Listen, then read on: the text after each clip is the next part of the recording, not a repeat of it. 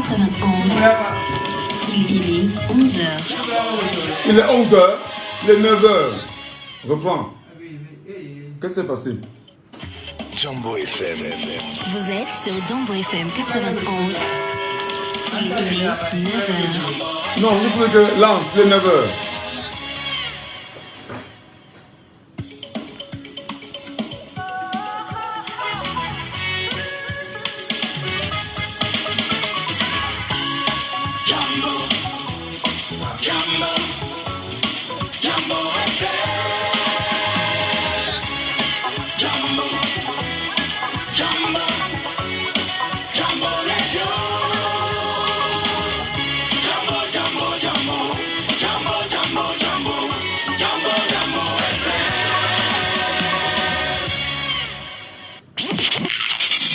On ne peut en parler avec énergie sur Jambo FM. On ne peut ne pas aborder les sujets qui coiffent. On ne peut ne pas se fâcher face aux réalités qui nous entourent. Laissons parler les gens. Tous ces gens qui ont tué, ils ont pris goût de tuer. Tuer des gens pour s'enrichir ou tuer des gens pour aller au pouvoir, c'est pas une solution. Laissons parler les gens, la libre antenne de votre radio. Parlez sans tabou, sans se chausser. Percez et crevez l'abcès, c'est vous qui avez la parole. Pourquoi on n'interdit pas la circulation des armes sur le continent africain? Laissons parler les gens du lundi au vendredi sur Jambo FM. Laissons parler les gens, une présentation de Michel Gachou. On ne peut en parler avec énergie sur Jambo FM. Ça va, ça va. On ne peut ne pas aborder les sujets qui coiffent. On ne peut ne pas se fâcher face aux réalités qui nous entourent. Laissons parler les gens. Tous ces gens qui ont tué, ils ont pris goût de tuer. Tuer des gens pour s'enrichir ou tuer des gens pour aller au pouvoir, c'est pas une solution. Laissons parler les gens, la libre antenne de votre radio. Parlez sans tabou, sans se chausser. Percez et crevez l'abcès, c'est vous qui avez la parole. Pourquoi on n'interdit pas la circulation des armes sur le continent africain? Laissons parler les gens du lundi au vendredi sur Jambo FM. Laissons parler les gens, une présentation de Michel Gachou.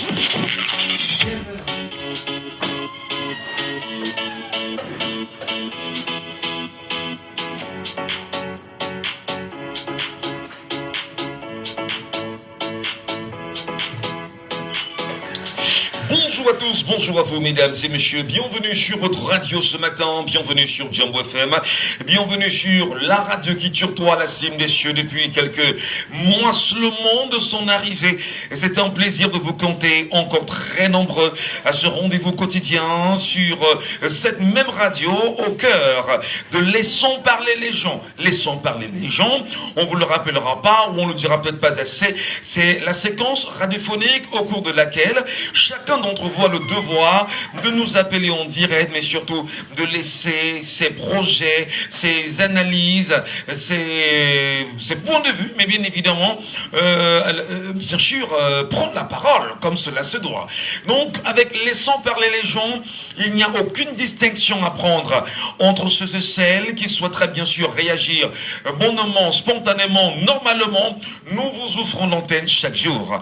Seulement, sans verser dans les jurons comme moi la diffamation, il serait très urgent, très important que nous portons très haut le niveau des débats à travers les 3 sujets de ce matin.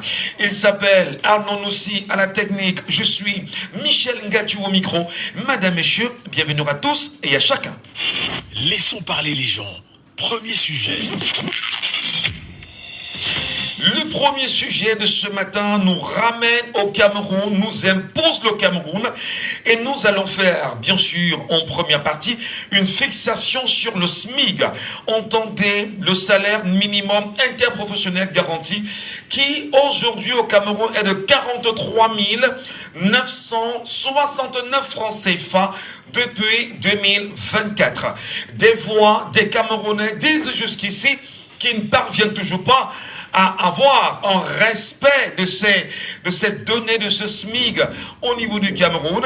Et nous allons tenter en même temps d'analyser, est-ce que pour vous, le SMIC camerounais, porté à 43 969 francs CFA, vous arrange en tant que citoyen camerounais, en tant que travailleur camerounais du secteur public comme du secteur privé?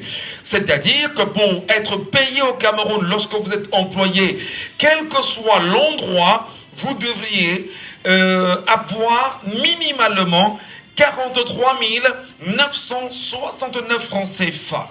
Il faut rappeler que le SMIC au Gabon est de 150 000 francs CFA, en Guinée équatoriale 128 000 francs CFA, au Congo-Brazzaville 90 000 francs CFA, au Tchad 60 000 francs CFA, en République centrafricaine 36 000 francs CFA. Nous allons, au regard de la puissance du Cameroun, entre autres, quelquefois vanté comme étant le poumon économique de l'Afrique centrale, comprendre quelle est bien évidemment la place de ce montant avec ce SMIC. Retenez et entendez 43 969 francs CFA. Laissons parler les gens. Deuxième sujet.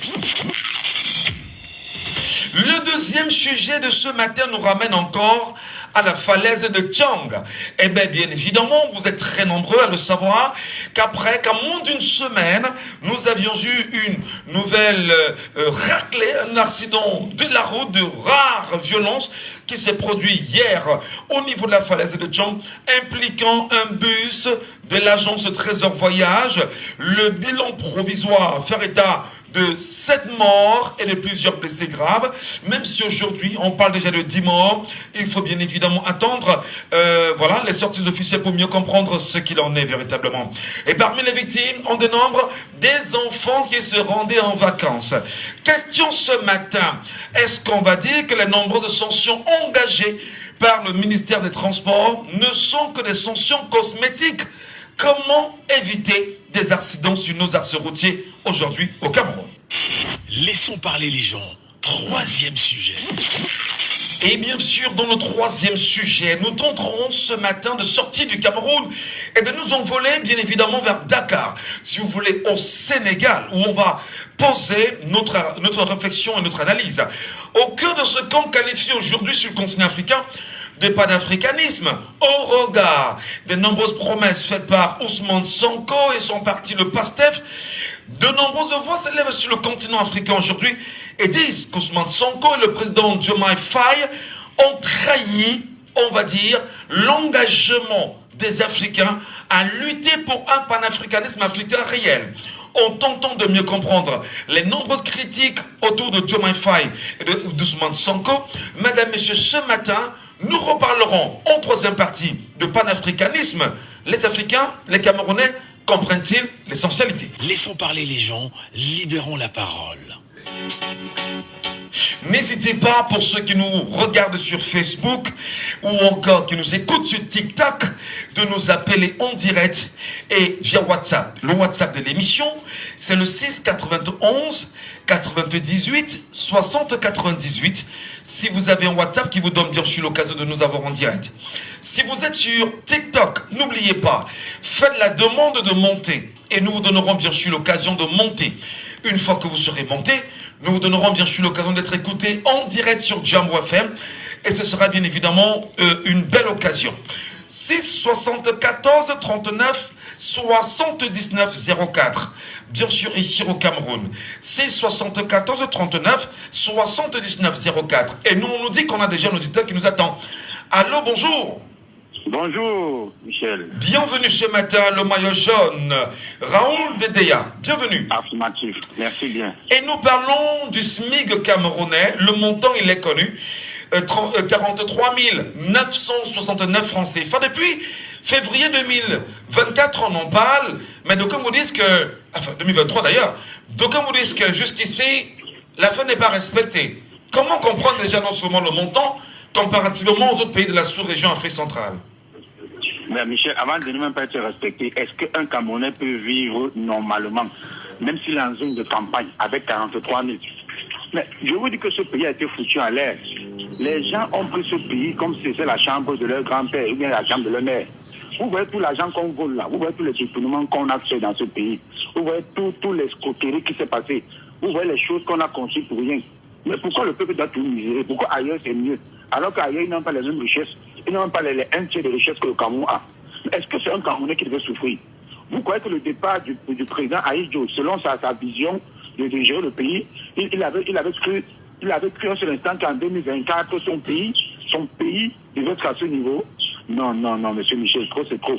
Et un ministre l'a dit dernièrement qu'avec 36 000 francs, on peut bien vivre. Alors que 36 000 francs, c'est même pas le déjeuner de son chien.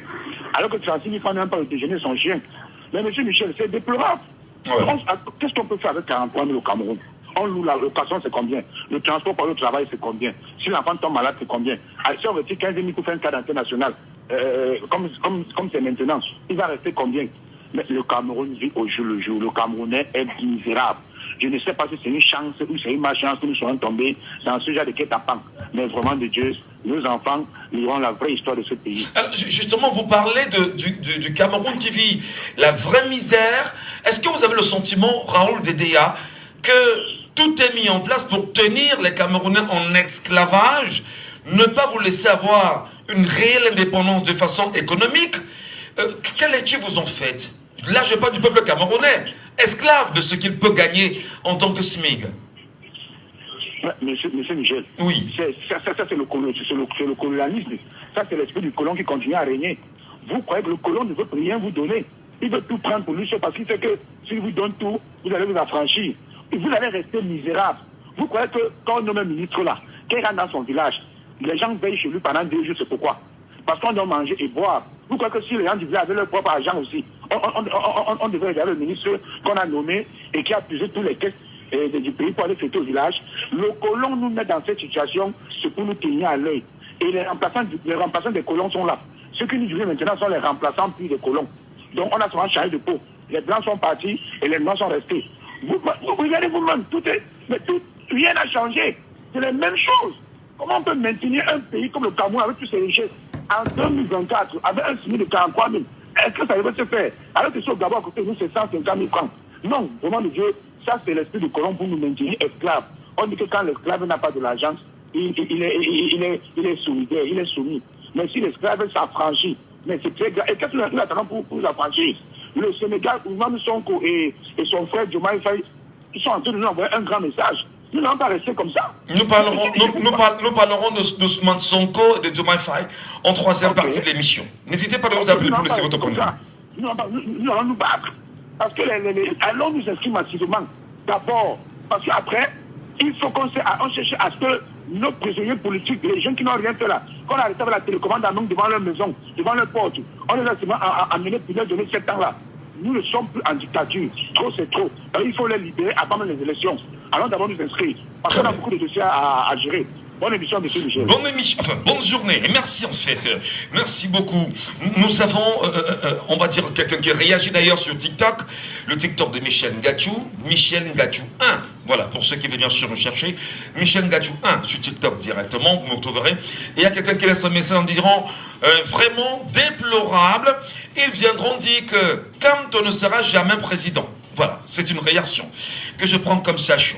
6 91 98 60 98 via le WhatsApp de l'émission. Arnaud Noussi, on va bien sûr prendre l'auditeur avec nous ce matin. Il est sur WhatsApp. Allô, bonjour. Oui, allô, bonjour, monsieur Michel Ngachou. C'est Sergi Nicanor depuis Sergi Nicanor, depuis les UK, merci infiniment. Vous nous écoutez chaque fois que nous sommes sur la radio. Et nous avons choisi ce matin de parler, bien évidemment, du SMIC camerounais retenu à 43 969 francs CFA. Qu'est-ce que ça représente pour un citoyen normal dans un pays qu'on appelle le Cameroun? On va dire qu'il est un scandale géologique avec des richesses incroyables. Quelle lecture vous en faites, cher monsieur? En principe, moi je crois qu'on a encore un niveau mondial là où on doit affamer le peuple pour le soumettre. Par contre, on ne peut pas expliquer que les prix de tout augmente au Cameroun. Avec 43 000, on ne peut pas vivre au Cameroun. Mais on a notre ministre de Travail qui avait dit que lui, il vit aisément avec 35 000 francs au Cameroun. Vous voyez, que politique, c'est d'affamer le peuple pour que le peuple ne puisse pas s'épanouir. Ouais. Parce que on n'arrive pas à comprendre, M. Missengatou. 43 900 fois, franchement, tout dit que le Tchad, M. Missengatou, allez au Tchad. Vous allez voir comment on respecte les Camerounais au Tchad. La vie du Tchad comparée aux Camerounais, ils n'ont même pas grand-chose. On ne peut pas arriver comment le Tchad, le SMIC, est plus élevé que celui du Cameroun. On ne comprend pas, on ne comprend rien. Franchement, on n'arrive même pas à comprendre. Alors, justement, vous établissez la comparaison entre le SMIG que nous avons au Cameroun et le SMIG tchadien. Vous estimez qu'il n'y a pas de comparaison. Pourtant, en matière de richesse, le Cameroun est bouglement riche. Est-ce que pour vous, c'est une volonté politique? Peut-être vous le dites d'ailleurs, en pensant, bien évidemment, c'est une volonté politique. Mais comment donc, qu'est-ce qu'on peut faire en tant que citoyen de ce pays en vue d'amener le politique à remonter la pente quand même du SMIC à 200-250 000 francs minimalement pour permettre aux Camerounais au moins d'avoir une certaine avancée dans sa vie? Monsieur Missengatou, oui. La première des choses, il faut que les Camerounais soient un peuple et non une population. Et ce gouvernement a réussi à instaurer que le tribalisme est tellement profond dans le sang des Camerounais que c'est impossible. Donc il faut vraiment un travail, il faut une dictature féroce au Cameroun pour pouvoir vraiment faire disparaître ce tribalisme que ce gouvernement a imposé. Et je prends un exemple, c'est tout ça, je fond du problème parce que nous, on a dit de combattre le fléau. C'est le problème et non la cause du problème. Et le principal problème de tout ça, c'est le tribalisme qui est ancré. Alors, vous justifiez, vous tentez de justifier le coût moins élogieux du SMIG au tribalisme. Ça s'explique, ça? Oui, ça s'explique. Je m'explique. Je vais vous expliquer le coup. Parce que si on dit qu'on devait un peuple, qu'on peut sortir. Parce que prenez un exemple. Quand on lance une manifestation, c'est par exemple le Camto qui lance une manifestation, le président Maurice Kamto, on va dire c'est les affaires de Bamileke. Je ne dis les affaires de Bamileke que c'est idéologique. Comme les affaires de Bamileke là, je lave mes mains. Si Kabal Libi, l'honorable Kabal Libi lance une manifestation, c'est qu'on va dire les affaires de Bata. Pour dire pas Bata, qu'est-ce que tu fais? Tu laves les mains, tu n'assistes pas. Et c'est ça qu'ils ont réussi à instaurer dans la tête des Camerounais. Mais le lien avec le SMIG à quel niveau? C'est ce que je veux comprendre. Voilà, et je veux tirer en compte pour dire que, du coup, vous pouvez comprendre, le SMIC à ce niveau-ci là, personne ne peut sortir, même le politique ne peut pas réclamer pour qu'on monte le SMIC. C'est ça que je dis que quand vous m'avez posé la question de savoir qu'est-ce que le peuple camerounais peut faire pour qu'on ça change. C'est parce qu'on a d'abord ce problème ancré en nous. On ne peut, même si on a prenez l'exemple de la candidalité. Personne n'a manifesté, personne n'a réagi, mais les faits sont là. On ne peut pas, tant qu'on ne peut pas s'entendre, nous d'abord les Camerounais, c'est impossible qu'on va réclamer quelque chose au royaume gouvernement qui nous gouverne. C'est ça le lien, M. Missengatou. Alors justement, au-delà bien évidemment du tribalisme que vous rejetez fermement, vous déplorez le manque d'unité des Camerounais afin d'envisager une quelconque revendication, notamment le SMIG. C'est ça, Nicanor? Exactement, M. Missengatou. Exactement. C'est ça le seul problème. C'est ça le fond du problème. D'accord. On ne s'entend pas, nous, entre les Camerounais. Prenez exemple les opposants. Regardez les opposants, comment ils sont expliqués. C'est ça le problème. Très bien. Et c'est voilà. ça qui nous prouve tous les efforts qu'on fait pour avancer. C'est ça qui prouve les efforts. Voilà. Merci beaucoup, Nicanor. Merci beaucoup pour votre appel ce matin. Passez une très bonne journée. Et nous le rappelons, bien évidemment, nous sommes au Cameroun. Nous tentons ce matin, oui, de placer sur la table le montant de SMIG. 43 969 francs CFA. Est-ce que le montant est suffisant pour le Camerounais? Est-ce que le montant est assez représentatif pour le Camerounais? Est-ce que le montant est assez consistant pour le Camerounais? Je rappelle, le Camerounais travailleur. Et dans ce SMIG, effectivement, ça fait débat depuis 2023. Beaucoup d'ailleurs disent aujourd'hui ne même pas rentrer dans son application. On s'en souviendra qu'il y a eu des évolutions de ce SMIC depuis 1992, qui d'ailleurs était à 19 000 francs CFA. Et jusqu'en 2024, nous sommes exactement à 43 669 francs CFA. Prenons l'auditeur avec nous en ligne. Allô, bonjour. Oui, bonjour, monsieur le communicateur sans frontières de la radio Jambo FM. Merci beaucoup, Fidèle, pour votre fidélité. Est-ce que vous savez ce que veut dire SMIG, Fidèle? Oui, effectivement, je connais. Le SMIG? La fondation la fondation d'abord, avant que les avantages ajoutent. D'accord, la base de ce qu'on appelle le salaire minimum interprofessionnel garanti. Effectivement, c'est ça. Alors, ça veut dire qu'au Cameroun, quel que soit l'endroit où tu travailles, quel que soit ce que tu fais, quel que soit ton employeur, on devrait d'abord te donner ce montant-là. 43 969 francs CFA, minimalement. Est-ce que c'est respecté au Cameroun, mon cher frère? Monsieur Gatou. Oui. Je veux vous dire quelque chose sur ce pays. Quand vous voyez que quelqu'un compte que son salaire de base c'est 43 000, mais il vit à l'aise plus que celui qui vend les tomates au marché. Ça veut dire quoi? C'est un moyen où le gouvernement a constaté que ces fonctionnaires ne font pas du travail. Partout où tu es placé, tu joues que il n'y a aucun papier au Cameroun comme si ça me donnait, on appelle ça quoi, le gombo. Ouais. Je vais vous donner un exemple. Regardons un peu, je vais aller un peu à la communauté urbaine pour montrer une heure, vous allez voir. Regardez la pick-up de la communauté urbaine qui scelle les roues de camions dehors là, avec les S. Hein? Oui. Ils sont déjà à 4. Les roues de voiture sont là. Les gars ont le gros ventre. Même les délégués du gouvernement n'est pas gros comme M. Gachou. Hein? Même les délégués du gouvernement ont réuni une personne. Je dis, monsieur, il ne peut pas. Hein? Les gars sont costauds avec les gros ventres. Ça laisse combien à la communauté urbaine? Oh, ils n'ont pas 40 000. Imaginez-vous, vous pouvez qu'ils vivent que de ça. Hein? Je ne sais pas où on trouvera leur secret le jour où Dieu va les appeler. Hein, monsieur Gatou. Alors, justement, justement, vous entendez ça là, c'est pas ça, de ça que les Camerounais vivent. Nous sommes d'accord, cher Fidèle. Fidèle, nous sommes d'accord. Nous parlons bien évidemment de ce montant. Alors, est-ce que déjà, quand on parle d'un pays comme le Cameroun, oui, et que l'on dise effectivement que le salaire minimum au Cameroun c'est 43 000 francs CFA, pensez-vous que l'on soit à même de vivre avec un tel montant dans notre pays en l'état actuel? Non seulement avec la vie qui est très chère, mais elle est extrêmement chère. Est-ce que ce n'est pas de nature à pousser les Camerounais à encourager la corruption, Fidèle? Monsieur Gachou. Oui. C'est le cheval qui avait accepté qu'on monte sur lui. C'est la patate qui avait accepté qu'on... Est-ce qu'on mange le macabo sans préparer? Vous croyez que je peux laisser mes plantations aller accepter vivre de ce genre de salaire dans mon pays? Je ne peux pas. Hein?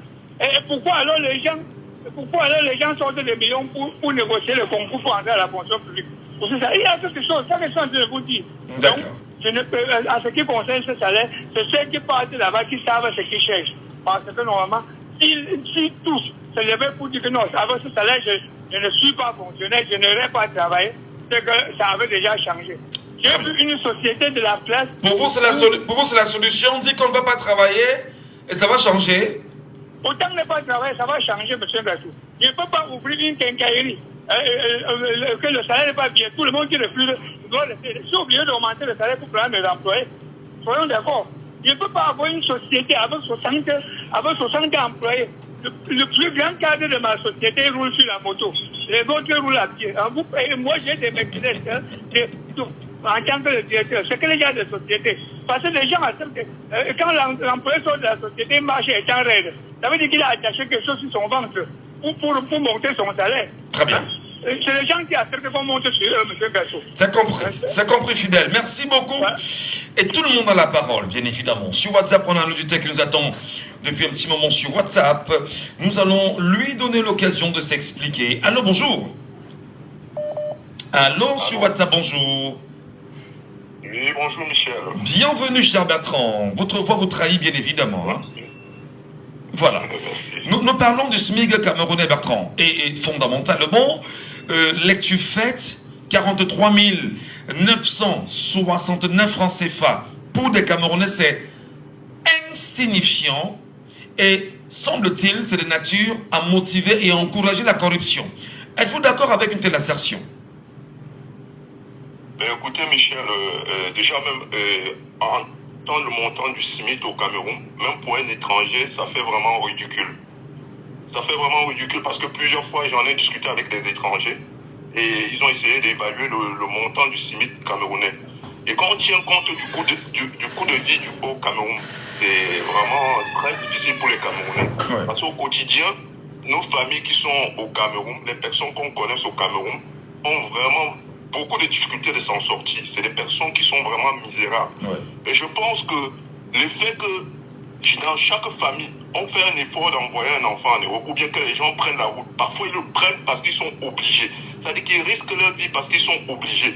Parce que ces personnes qui sont en Europe, c'est eux qui nourrissent les familles en Afrique, au Cameroun surtout. Parce que je vous assure, Michel, s'il n'y avait pas des Camerounais ici, en Europe, aux États-Unis, un peu partout dans la diaspora, même en Afrique, nos parents en Afrique, je ne sais pas combien ils devaient vivre. Agoniseraient, dit-on. Agoniseraient. Ils agoniseraient, comme vous dites là. Ils agoniseraient.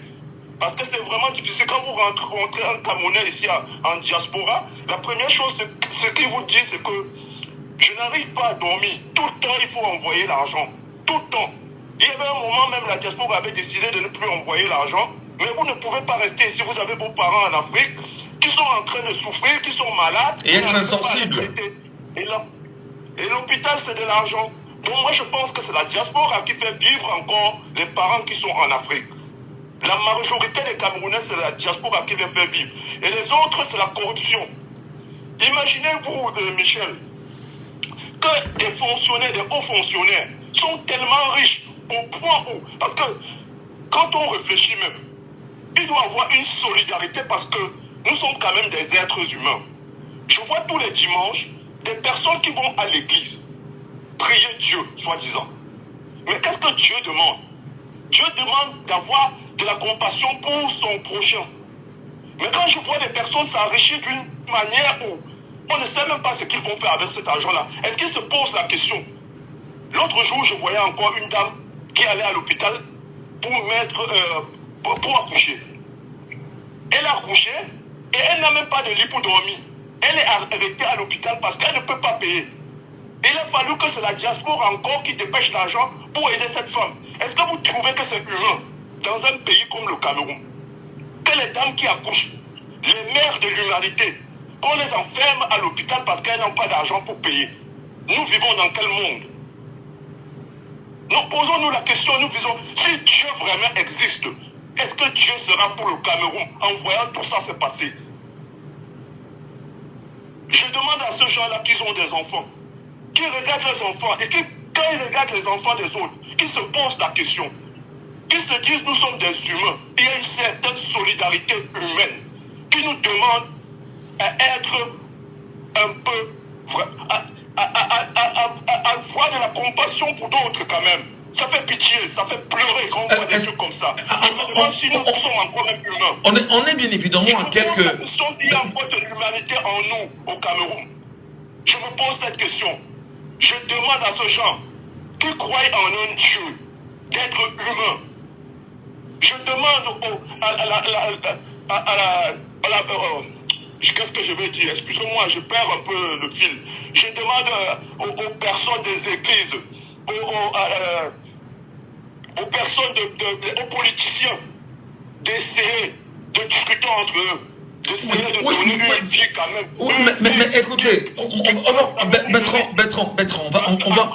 Bertrand, je vous relance Bertrand.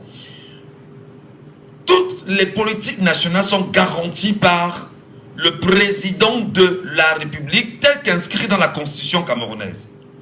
Lorsque dans un pays on a 43 000 francs CFA, si vous voulez 43 699 francs CFA de SMIG, entendez salaire minimum interprofessionnel garanti, dans ce pays qui économiquement connaît de graves crises, dans ce pays qui économiquement connaît, on va dire, une corruption aggravée, dans ce pays qui économiquement connaît en même temps, on va dire, des détournements massifs, est-ce qu'il n'est pas de nature, naturellement, à tout faire pour que le Camerounais se décourage et prenne la route, comme certains le font aujourd'hui, vers le désert? Et là, c'est pas la solution, Michel. Non, mais c'est pas la solution, mais on pose le problème. Est-ce que l'ensemble de toutes ces données ne favorise pas l'immigration des Camerounais en masse? Ça favorise l'immigration des Camerounais en masse, mais je ne pense pas que c'est ce que ces gens-là... En fait, je ne pense pas que c'est je ne crois pas que c'est la pensée de ces gens-là qui veulent que tous les Camerounais partent. Parce que dans le discours du président de la République, j'ai entendu qu'il se posait des questions quant aux Camerounais qui quittaient le pays, alors que lui se plaignait en fait qu'il y avait des Camerounais qui partaient du pays, alors qu'il y avait cette envie de partir, alors qu'il y a d'autres étrangers qui veulent s'installer au Cameroun. Donc lui-même, il est soucieux de ce problème. Donc Michel, il y a des possibilités pour faire que les Camerounais puissent rester au pays. C'est une volonté politique. Alors, je continue à dire en faisant quoi? En augmentant le SMIC, non? Augmenter le SMIC aussi fait partie des... Le fonctionnaire ne doit pas être un riche, on va lui demander là où vient cet argent. Parce que l'argent, les Camerounais souffrent, les caisses de l'État sont vides. Si vous voyez aujourd'hui des impôts partout, c'est parce que les caisses de l'État sont vides. Et pour compenser ça, on est obligé de taxer les Camerounais un peu partout. Déjà, les Camerounais qui sont en train de souffrir, que le salaire est très bas, qui n'ont rien à faire, on encourage les Camerounais encore plus dans la corruption, encore plus dans de l'immigration et tout le reste. Les Camerounais souffrent partout dans le monde. Vous-même, vous voyez, on chasse les Camerounais, même dans les tout petits pays qui ne valaient pas le Cameroun. Ça ne fait pas l'honneur du Cameroun. Très bien. Franchement, ça ne fait pas. Moi j'ai vu pendant la coupe de la CAN, des Français, des personnes qui sont nées en France, même d'origine entière, martiniquaise, se réclamaient qu'ils étaient ivoiriens parce qu'ils ont vu ce qui s'est passé en Côte d'Ivoire quand même. Voilà. Ils se réclamaient ivoiriens. J'ai des collègues qui se réclamaient ivoiriens parce qu'ils ont vu la Côte d'Ivoire était organisée, c'était bien construit, ils se réclamaient ivoiriens. Mais quand un pays est bien construit, Michel, quand un pays est bien dirigé, ça fait honneur, même quand vous êtes à l'étranger, on vous respecte. C'est compris. Quand vous êtes comme ça, c'est compris, Bertrand. Personne ne peut vous respecter, Michel. Merci beaucoup. Merci beaucoup, chers compatriotes. Qu'ils essayent, par leur humanisme, de faire quelque chose pour que le Cameroun puisse évoluer. Voilà. Voilà ce que je peux dire. Merci infiniment, Bertrand. Passez une bonne journée là-bas et merci pour votre réaction. Il y a Jack of London qui dit la honte de ce gouvernement entre guillemets, voilà, parce que les propos ne sont pas très gentils, hein, seulement pour ceux qui vont lire. Et d'ailleurs, il y a comment dire, Fatou Diouf qui dit que on confisque maman et enfant à l'hôpital pour non-paiement pendant que X, la fille de l'autre, s'offre un jet privé à des millions de francs CFA. Ce régime, dit-elle, doit partir. Autre réaction, c'est Jack of London qui dit « Et la diaspora veut un changement et le gouvernement se moque de nous propres. Ils ont refusé la double nationalité pour ne pas accepter que c'est la diaspora qui fait leur travail. » Nous parlons ce matin, bien évidemment, de SMIG. Auditeur en ligne, allô, bonjour. Bonjour, monsieur Michel. Bienvenue, monsieur Saban, l'unique auditeur qui nous appelle chaque jour de Boya. Bienvenue ce matin. Merci beaucoup, monsieur Michel. Je rappelle que Boya, c'est le chef-lieu de la région du sud-ouest Cameroun, donc vous n'êtes pas très loin de Douala, où vous nous écoutez à vol d'oiseau. Le SMIG camerounais, 43 699 francs CFA. Monsieur Saban, qu'est-ce que ça représente pour le Cameroun aujourd'hui, ce montant? Monsieur Michel, le premier auditeur, monsieur Nicanor, vous a dit ce que les gens du gouvernement ont pensé. C'est-à-dire affamer le peuple pour le soumettre. C'est cela. L'ancien président Ido avait une grille salariale du certificat d'études primaires jusqu'au doctorat. Chacun savait ce qu'il devait toucher si on le prend dans une entreprise privée. Oui. Il avait également des salaires de fonctionnaires, catégorie A, B, C, D. Oui. À l'époque, le kilo de sucre coûtait 75 francs, monsieur Michel. le président Biya est venu. Il a fait disparaître les grilles salariales. Il a demandé aux entreprises de prendre leurs employés et puis c'est l'employé qui doit discuter de son salaire avec son patron. Quelle est cette société-là? C'est-à-dire que sous M. Paul Biya, il y a eu une révision d'accord, c'est-à-dire que quel que soit l'endroit où vous êtes employé, vous devez négocier votre contrat avec votre patron et le patron n'est pas astreint à respecter une grille salariale imposée par l'État du Cameroun. Sous Paul Biya, dites-vous. Rien du tout, M. Michel. En 1993, oui, le président Paul Biya a fait 3 mois sans payer les fonctionnaires. Quand il a donné des titres pour aller vendre dans les banques ou bien aller vendre n'importe où pour avoir de l'argent, il a réduit le salaire de 2 tiers. Vous avez 150 000, on vous enlève 100 000, vous recevez 50 000. Il a fait ça 2 fois. Le 14 janvier 1994, le président Paul Biya, la dévaluation est venue. Si vous aviez 50 000, ça devient 25 000. Alors qu'en Côte d'Ivoire, partout dans les autres pays francophones, avec le CFA, on doublait les salaires. Voilà comment les Camerounais sont tombés dans... Combien coûte une chambre à Douala, M. Michel, à Boya? Une chambre un peu bien, c'est entre 25 et 30 000. C'est une chambre, ici à Boya. À Moulikola, chez l'université, il y a les chambres de 40 000. Ici au quartier où nous sommes, il y a les chambres de 25 000, 30 000. Une seule chambre, M. Michel. Vous croyez qu'un peuple peut vivre comme ça, comment? Alors, vous revenez bien sûr à l'offre de Nicanor qui disait que le but c'est d'affamer le peuple pour mieux le tenir. C'est Nicanor qui a dit la vérité. On vous affame de telle sorte que quand vous voyez un billet de 1000 francs, vous mettez à genoux avant de le prendre. Les élections arrivent là, ils vont distribuer le billet de 1000 francs avec les enveloppes qui contiennent les 50 bulletins pour aller voter. Vous allez voir. Mais est-ce qu'on peut dire, M. Saban, que cette question du SMIC camerounais est un problème réel pour le Camerounais dont il refuse d'en faire un débat permanent, récurrent, afin d'améliorer ses conditions de vie, et il attendrait probablement des cadeaux venus des pontes du régime aujourd'hui. Mais c'est cela. Mais ce qui est là, c'est que le peuple doit prendre son destin en main. Il y a plusieurs façons même de revendiquer. Vous pouvez dire que bon, tout un mois on ne part pas au travail. Tout le pays ne part pas au travail. On reste à la maison. Hein? C'est pas que vous allez être esclave toute votre vie dans un pays qui a des ressources comme le nôtre. Vous croyez que c'est sérieux? Tout l'argent est dans leurs mains. Le peuple souffre. Le peuple, ici à Boya, il y a des jeunes là, ils n'ont rien, il n'y a pas de travail. Ils mangent, ils montent des gens, ils fument le chanvre indien, tout ça là, ils se droguent, font du désordre. Parce que la pauvreté est exagérée, M. Michel. La pauvreté est exagérée dans ce Vous voyez, comme je vous dis là, les enseignants auparavant avaient les 500 000, 600 000, même les docteurs. Le paquet de sucre était le kilo de sucre était à 125. Aujourd'hui, un kilo de sucre, c'est 1000 francs. Un kilo, c'est 1000 francs. Et le salaire est où? Dites-nous, pourquoi cette torture-là? Pourquoi ils nous rendent comme des esclaves? Le peuple doit prendre son destin en main dans ce... Aïe, aïe, aïe, nous l'avons perdu. Monsieur Saban. C'est ça, monsieur Michel. Très bien. Merci beaucoup, cher René. Passez une très bonne journée. Sur WhatsApp, nous avons l'auditeur qui est là, qui nous appelle. Sur WhatsApp, allô, bonjour. Ah, bonjour, cher monsieur, nous vous appelons comment?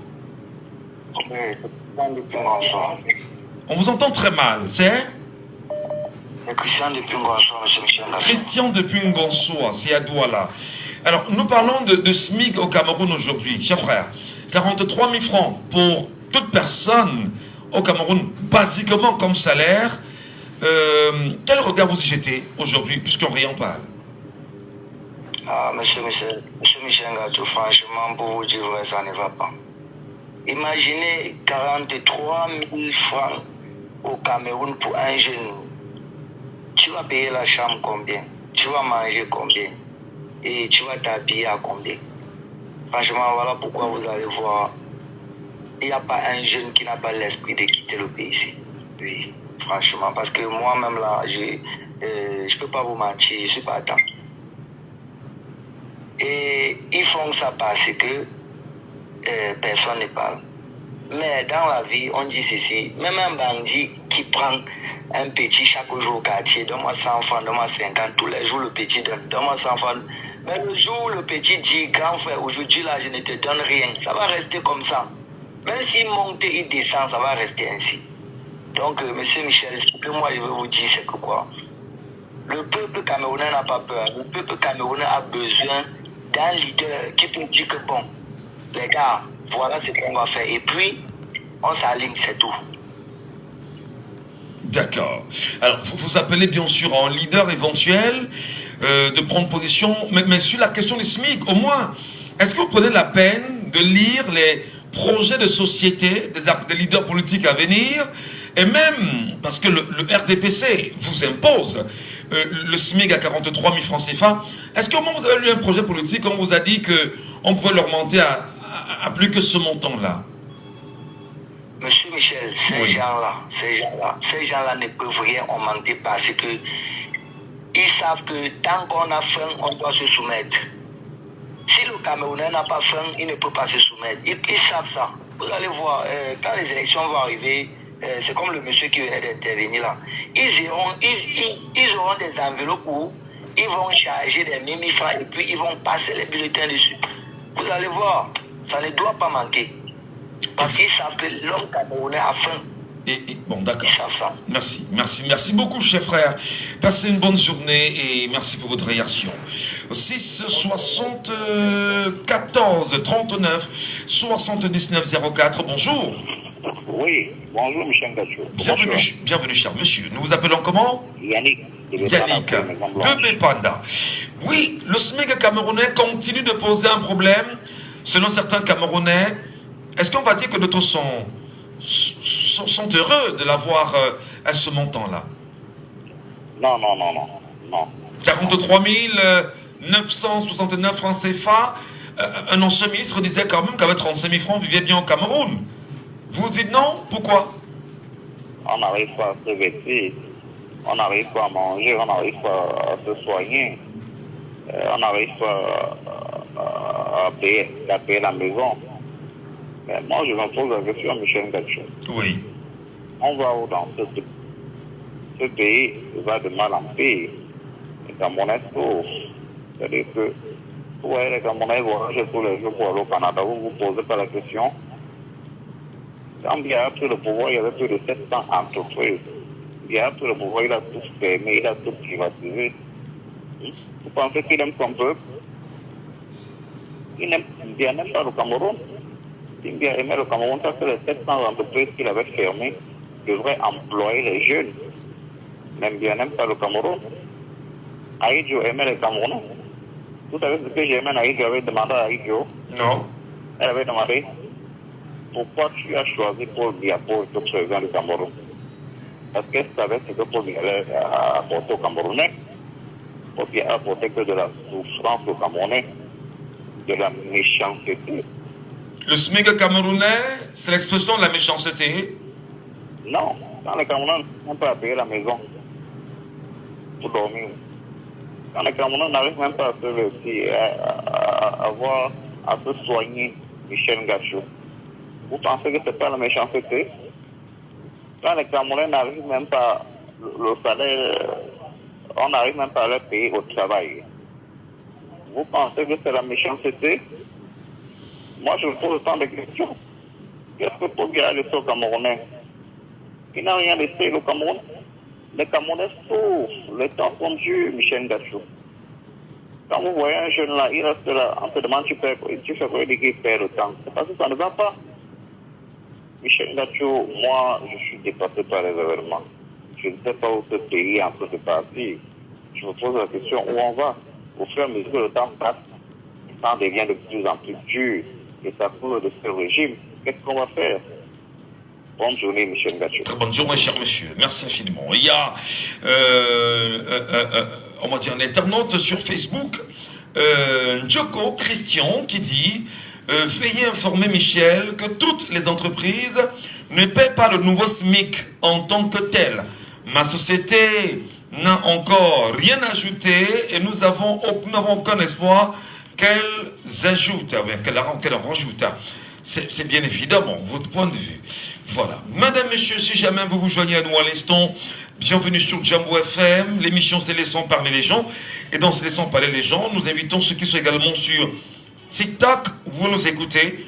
Demandez à monter. On va vous donner bien sûr la parole, donc n'hésitez pas, puisqu'il s'agit bien sûr d'une libre antenne. Et dans cette libre antenne, on peut bien sûr s'engager à parler. Prenons l'auditeur en ligne. Allô, bonjour. Oui, bonjour, monsieur Michel Gacho. Bienvenue, cher monsieur. Comment nous vous appelons?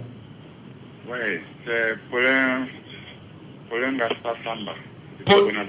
Paul Ngassa Samba. Oui. Voilà, depuis Bonabéry. Est-ce que vous touchez le SMIC? Est-ce que vous avez un salaire minimum interprofessionnel garanti, vous? Oui, SMIC, ce que je voulais vous dire, vraiment, monsieur Michel Gacho, on dit souvent que, j'ai entendu un prédécesseur disait tout à l'heure que c'est la méchanceté, mais c'est même plus que la méchanceté. Je dirais même peut-être c'est la sorcellerie, parce qu'il y a des choses parfois, quand ça vous arrive, ou dans la vie d'un pays, quand ça arrive, vraiment on veut dire même que c'est la sorcellerie, ou peut-être c'est une loge. Parce qu'on ne peut pas me dire, de nos jours, un jeune Camerounais avec 42 000 francs, ce qu'il peut faire de nos jours, le panier de la ménagère, n'est-ce pas, est très faible. Vous allez voir que même dans certaines sociétés que nous observons aujourd'hui, que ce soit ici à Bonabéry ou partout ailleurs, ce SMIC n'est pas respecté. Et quand même un ouvrier ou un employé passe se plaindre chez l'inspecteur du travail, n'est-ce pas, on lui dit où c'est ça, où tu pars.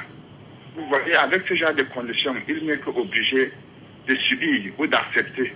Puisque s'il laisse, c'est pourquoi il est en train de faire, n'est-ce pas, il n'est pas sûr de trouver mieux qu'ailleurs. Alors, non, vous venez d'ouvrir quand même une brèche.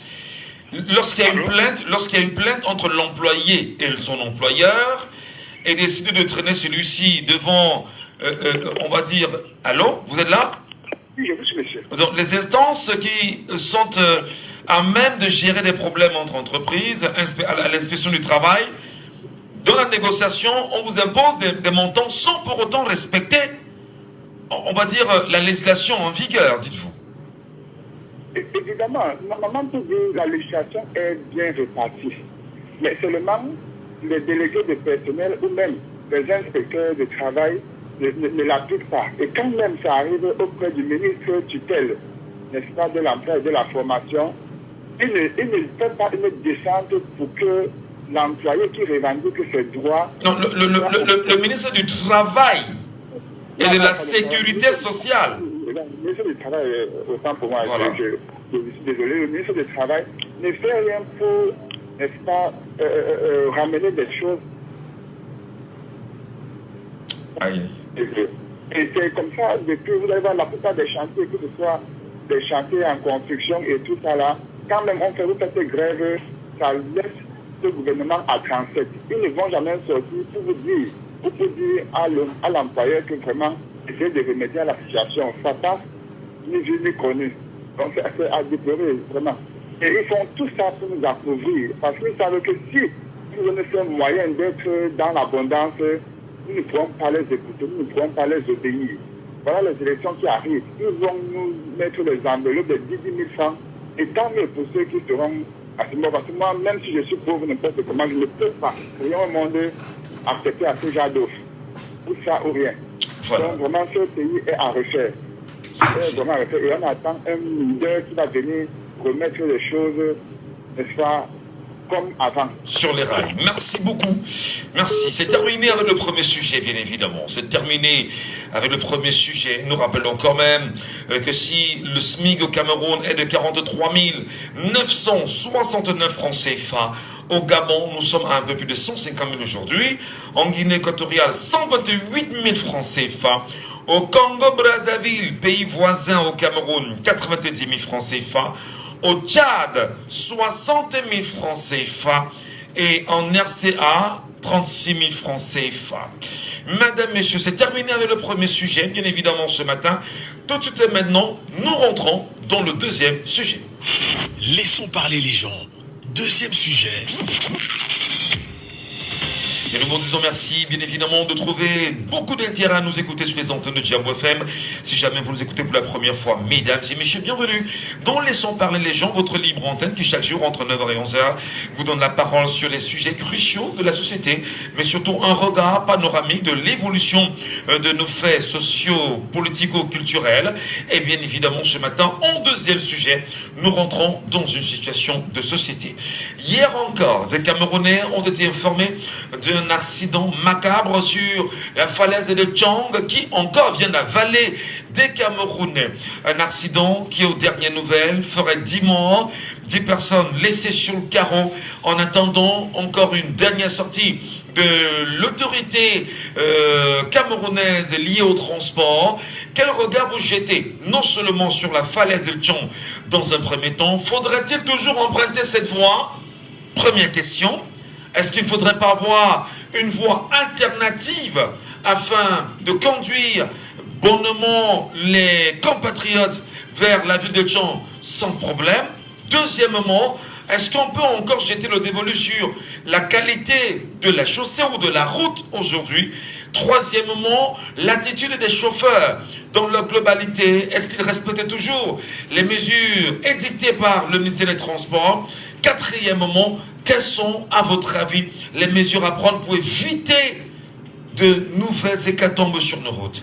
Rappelons que la falaise de Tchang, il y a une semaine, connaissait encore un autre accident de ce côté, et on s'en souviendra qu'on n'en peut plus avec le nombre croissant, bien évidemment, d'accidents au niveau de la falaise de Tchang. Analyse de ce matin des Camerounais que vous êtes. Bienvenue à tous dans ce deuxième sujet. Laissons parler les gens, libérons la parole.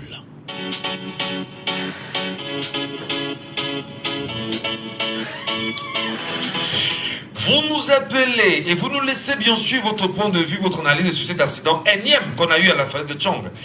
La falaise de Tchang fait encore parler d'elle à travers un accident qui s'est produit hier soir. On dénombre quasiment 10 personnes mortes sur le carreau, des enfants d'ailleurs qui se rendaient en vacances dans leur village trouveront la mort.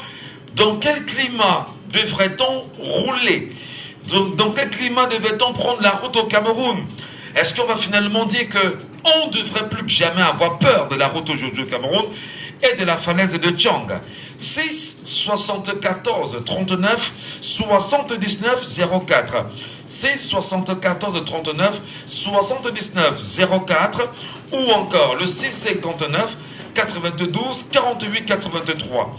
N'hésitez pas, madame et messieurs, à nous appeler en direct via le WhatsApp de l'émission 6 91 98 60 98. Et nous allons bien sûr donner l'occasion à quelqu'un qui nous écoute sur TikTok de réagir. On espère qu'on l'aura naturellement pour l'écouter. Il s'agit bien sûr des radicaux.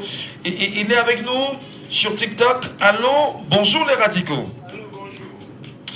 Est-ce qu'il est avec nous? Allô, bonjour. Allô, bonjour. Bienvenue les radicaux. Nous parlons bien sûr dans ce deuxième sujet de l'accident de la falaise de Tchang et on continue de s'interroger. Faudrait-il entre autres que le gouvernement camerounais procède à la création d'une nouvelle route qui devra conduire les Camerounais vers Tchang et avec moins d'accidents? Analyse. Bonjour Michel Gachou, Camerounais, Camerounaises, mes chers compatriotes. Une fois de plus, on continue à enterrer nos citoyens. J'ai vu les vidéos qui circulent sur les réseaux sociaux. On parle d'un poteau électrique qui est tombé sur un cas de centrale, je ne sais pas de quelle compagnie, mais j'ai vu, mais il y a beaucoup d'enfants. Et je n'ai pas entendu notre gouvernement, ni le porte-parole du gouvernement, ni René Sadi, ni le ministre de l'administration territoriale, comme il a souvent l'habitude de sortir ses griffes. Alors, je lui dis aux Camerounais, ce gouvernement ne nous aime pas. Ce gouvernement a choisi de nous enterrer. Je l'ai dit en 2020, quand il y a eu plus de 150 morts à la falaise de Tchang, qu'est-ce que font les prophètes à Mélon, à Tchang, pour que l'unique route aujourd'hui pour aller à l'ouest, qui est un peu praticable, qui est la falaise de Tchang, il n'y a pas de sécurité. Qu'est-ce que font les gendarmes, les policiers, pour ne pas pouvoir vraiment tenir compte de la gravité de la situation dans ces falaises, qu'on laisse les gens, les cas, donc je me demande si ces autorités ont encore la conscience, qui sont là pour servir le peuple camerounais. Peut-être je me trompe. Non, mais justement, lorsque vous interpellez, le ministre de la Communication. Par mois, est-ce qu'il m'écoute là? La mairie de Paris a enlevé tous les trottinettes. Comment on peut continuer à enterrer les gens dans la falaise de Tchang?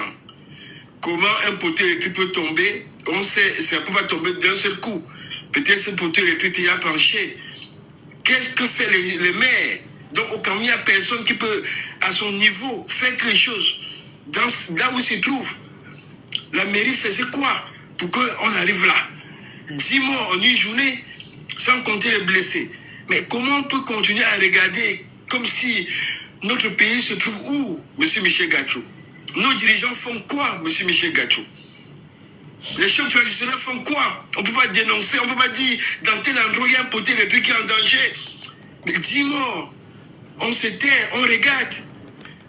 Mais qu'est-ce qu'on veut faire? Qu'est-ce qu'on doit faire pour que les gens nous écoutent? Après, les gens disent qu'on salue le pays. Nous qui dénonçons, vous qui dénoncez. Alors je dis à ces gens, allez vous inscrire. Donnons la chance à quelqu'un d'autre en 2025. Ça fait 50 ans. Donc ce régime n'est pas venu nous servir, ils sont venus se servir. Alors justement, vous m'écoutez? Vous m'écoutez les radicaux? Alors vous m'écoutez, je ne sais pas si on a un retour là sur TikTok. Oui, moi je vous écoute très bien et parfaitement. Alors vous interpellez bien évidemment le ministre de la Communication, au moins de tenir une information rationnelle vis-à-vis des Camerounais. Ceci dénote quand même du respect qu'on a vis-à-vis des Camerounais. Ne pas le faire représente quoi pour vous? Mais je vous dis encore, est-ce que peut-être je vous ai suivi la sortie du ministre de Communication ou de porte-parole du gouvernement? Je n'ai pas suivi. Est-ce que vous avez suivi une intervention du maire de la commune de Mélon ou bien du commissaire ou bien de... Mais mon frère, on est en 2024. Comment il y a combien de blessés? Il y a combien de cas d'urgence? Qu'est-ce qu'on a fait? Est-ce que je ne sais pas dans quel pays on se trouve, M. Michel Gachou. Pourquoi tant de haine vis-à-vis des peuples camerounais? Est-ce que ces gens savent qu'ils sont là pour servir les Camerounais? Pas pour tuer les Camerounais, M. Michel Gachou. C'est la moindre des choses. Que le ministre, que la télévision, ils vont pour dire, mais qu'est-ce qui s'est passé? Quels sont les responsables de tel? Pourquoi on continue à être là?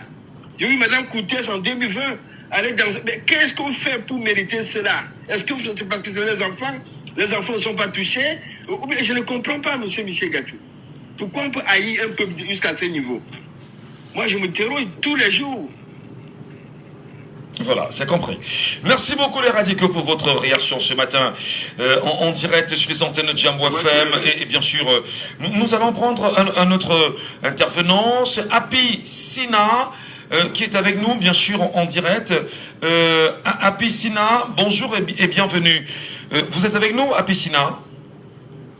Good evening. Please, could you give the step to another person and later after that I will coming back, please. Ok, without problem. Thank you so much. Est-ce qu'on a un auditeur avec nous en ligne? Non. On va donner la parole à Cédric Divine. Cédric, bonjour. Cédric. Merci, bonjour à tout le monde. Bonjour Cédric, bienvenue ce matin. Nous sommes sur Jambo FM en direct. Et bien évidemment, vous aussi, vous êtes sur TikTok. Vous êtes très présent et vous réagissez. Nous parlons de la falaise de Tchang, ici au Cameroun, qui a encore connu un énième accident hier soir, faisant 10 personnes mortes sur le carreau et de nombreuses personnes blessées, notamment des enfants qui allaient en vacances au village, comme c'est une belle tradition au Cameroun. On se pose une question, à quand la fin des accidents sur cette falaise? Bien sûr, déjà de mon point de vue, moi je ne pense pas qu'il y ait une fin. Parce que d'abord, l'homme camerounais, personnellement, a un sérieux problème. Quand on regarde le contenu du Cameroun aujourd'hui, tu vas comprendre que le Cameroun a un vrai sérieux problème d'abord de la mentalité. Nous n'aimons pas le développement. Nous avons un problème d'éducation. Je ne sais pas si je suis le seul qui pense exactement ainsi, mais ce sont des choses qui ne nous étonnent pas. Nous connaissons des grandes personnes qui sont mortes dans des routes au Cameroun. Nous connaissons des obstacles que nous subissons au Cameroun. Le Cameroun aujourd'hui a un problème très grave. Et si on continue dans la même lancée, chacun va essayer de lire comme on dit souvent au quartier. Le Cameroun, c'est un pays que je ne sais pas comment je peux expliquer, mais on est dans un système que même le système ne connaît plus là où il est.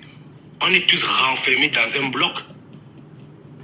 Et nous allons payer ça. Tout le monde, chaque Camerounais va payer ça en fait. Et si on reste toujours dans la même lancée, ça va nous détruire. Donc ce système gouvernemental a rendu les Camerounais comme des esclaves. Parce que pour moi, un Camerounais aujourd'hui, c'est un esclave. Je ne sais pas si je suis le seul qui a la même pensée, mais un Camerounais aujourd'hui, lambda, c'est un esclave. Et cette falaise aujourd'hui, c'est pas aujourd'hui que ça tue. Ça tue depuis des années. C'est juste qu'avant, on ne prenait pas ça à un problème vraiment problématique majeur. Avant, c'était des problèmes qu'on essayait de passer au-dessus. Mais aujourd'hui, certaines personnes commencent à ouvrir des yeux par rapport à cette falaise. Cette falaise a tué de nombreuses familles. On ne peut pas compter aujourd'hui. Et ce n'est pas même seulement la falaise d'Indian qui tue. Il y a beaucoup des accidents qui se passent au Cameroun. Est-ce que vous connaissez combien de personnes meurent dans des routes au Cameroun? Les motomanes, on n'en parle pas. Donc pour moi, ce n'est même pas seulement du côté de la falaise d'Indian. Pour moi, le Cameroun aujourd'hui, c'est un pays totalement en reconstruction. Alors, bon, je vais laisser les autres merci beaucoup, merci infiniment. Est-ce qu'on a un auditeur avec nous en ligne? Allô, bonjour, bienvenue sur Jambo FM. Allô? Oui, allô. Nous vous appelons comment? Yannick de Bistana qui revient. Yannick, vous revenez bien évidemment nous parler de la falaise. Le précédent auditeur, d'ailleurs Cédric, pense que ce n'est pas seulement Tchang qu'il faut regarder ou la falaise, que le Cameroun, toutes ces routes sont accidentelles. Mais est-ce que c'est faux? On n'a pas de route au Cameroun. On n'a pas de route au Cameroun, du coup. On n'a pas. Si on avait les routes, est-ce que le Cameroun allait mourir comme ça? Vous appelez de l'ancien joueur qui est mort, Landing Gomo. Landing Gomo, oui. Qui est mort au niveau de Bala. De Bala, oui. Mais les routes, si on avait les routes à 3 ou 2 ou 4 jours, ils n'allaient pas mourir comme ça. Et le gouvernement avait dit que les camions vont commencer à rouler à partir de 21h. Ils n'ont jamais respecté ça. Ils avaient dit qu'ils allaient construire les routes de la falaise. Ils n'ont jamais construit. Vous vous rappelez, en 2020, il y a eu autant de morts lors du chant au Cameroun. Il y a eu autant de morts à la falaise. Je voudrais dire, Michel Nacho, je m'excuse de le dire, c'est la malchance du Cameroun. Baissez le volume de votre radio pour qu'on évite l'écho. Mais quand même, tarcer le président de la République de malchance d'un pays, est-ce que vous n'exagérez? Est-ce que vous n'exagérez pas quand même, Yannick? Est-ce que vous ne trouvez pas qu'il y a un minimum de respect quand même que vous devez y avoir en cette élection? Taxer le chef de l'État de malchance de votre pays, est-ce que c'est raisonnable, cher frère? Je m'excuse de le dire. Mais si je le dis, c'est parce que quand les gens meurent, ils ne prennent pas la peine pour rester même au moins s'arrêter un peu, demander qu'est-ce qui ne va pas au Cameroun. Ouais. On devait créer normalement, il devait avoir les deuils nationaux. Vous voyez ailleurs, quand un être humain tombe ailleurs, c'est tout le pays qui en est branle. Et au Cameroun, les Camerounais sont comme s'il n'y avait rien. Pour vous, il y a ce manque de considération. D'ailleurs, il y a un auditeur, là, Bertrand, qui demandait s'il y a encore de l'humanisme au Cameroun. Non, il n'y a pas. Il n'y a pas. Un Camerounais ne peut pas mourir, les Camerounais continuent à attaquer à les occupations. Il n'y a pas. Posez-vous la question pour le corps d'Aïd, le corps du premier président est où aujourd'hui? Pourquoi on n'a pas fait le deuil national depuis? C'est parce que ceux qui nous gouvernent ne sont pas, ils n'aiment pas les Camerounais, ils n'aiment pas le peuple camerounais. Ils n'aiment pas. C'est des gens qui sont, ils sont méchants, je m'excuse de le dire. Les Camerounais ne peuvent pas tomber, les gens sont là, ils ne parlent pas. Très bien. Pourquoi quand il y a deuil national ailleurs, Paul Biya écrit les condoléances. Mais ici, ils ne font rien. C'est-à-dire, le pays, même quand quelqu'un fait l'accident, ils sont là, ils écrivent dans Facebook, ils montrent comment quelqu'un est en train de mourir, alors qu'on aurait dû le sauver.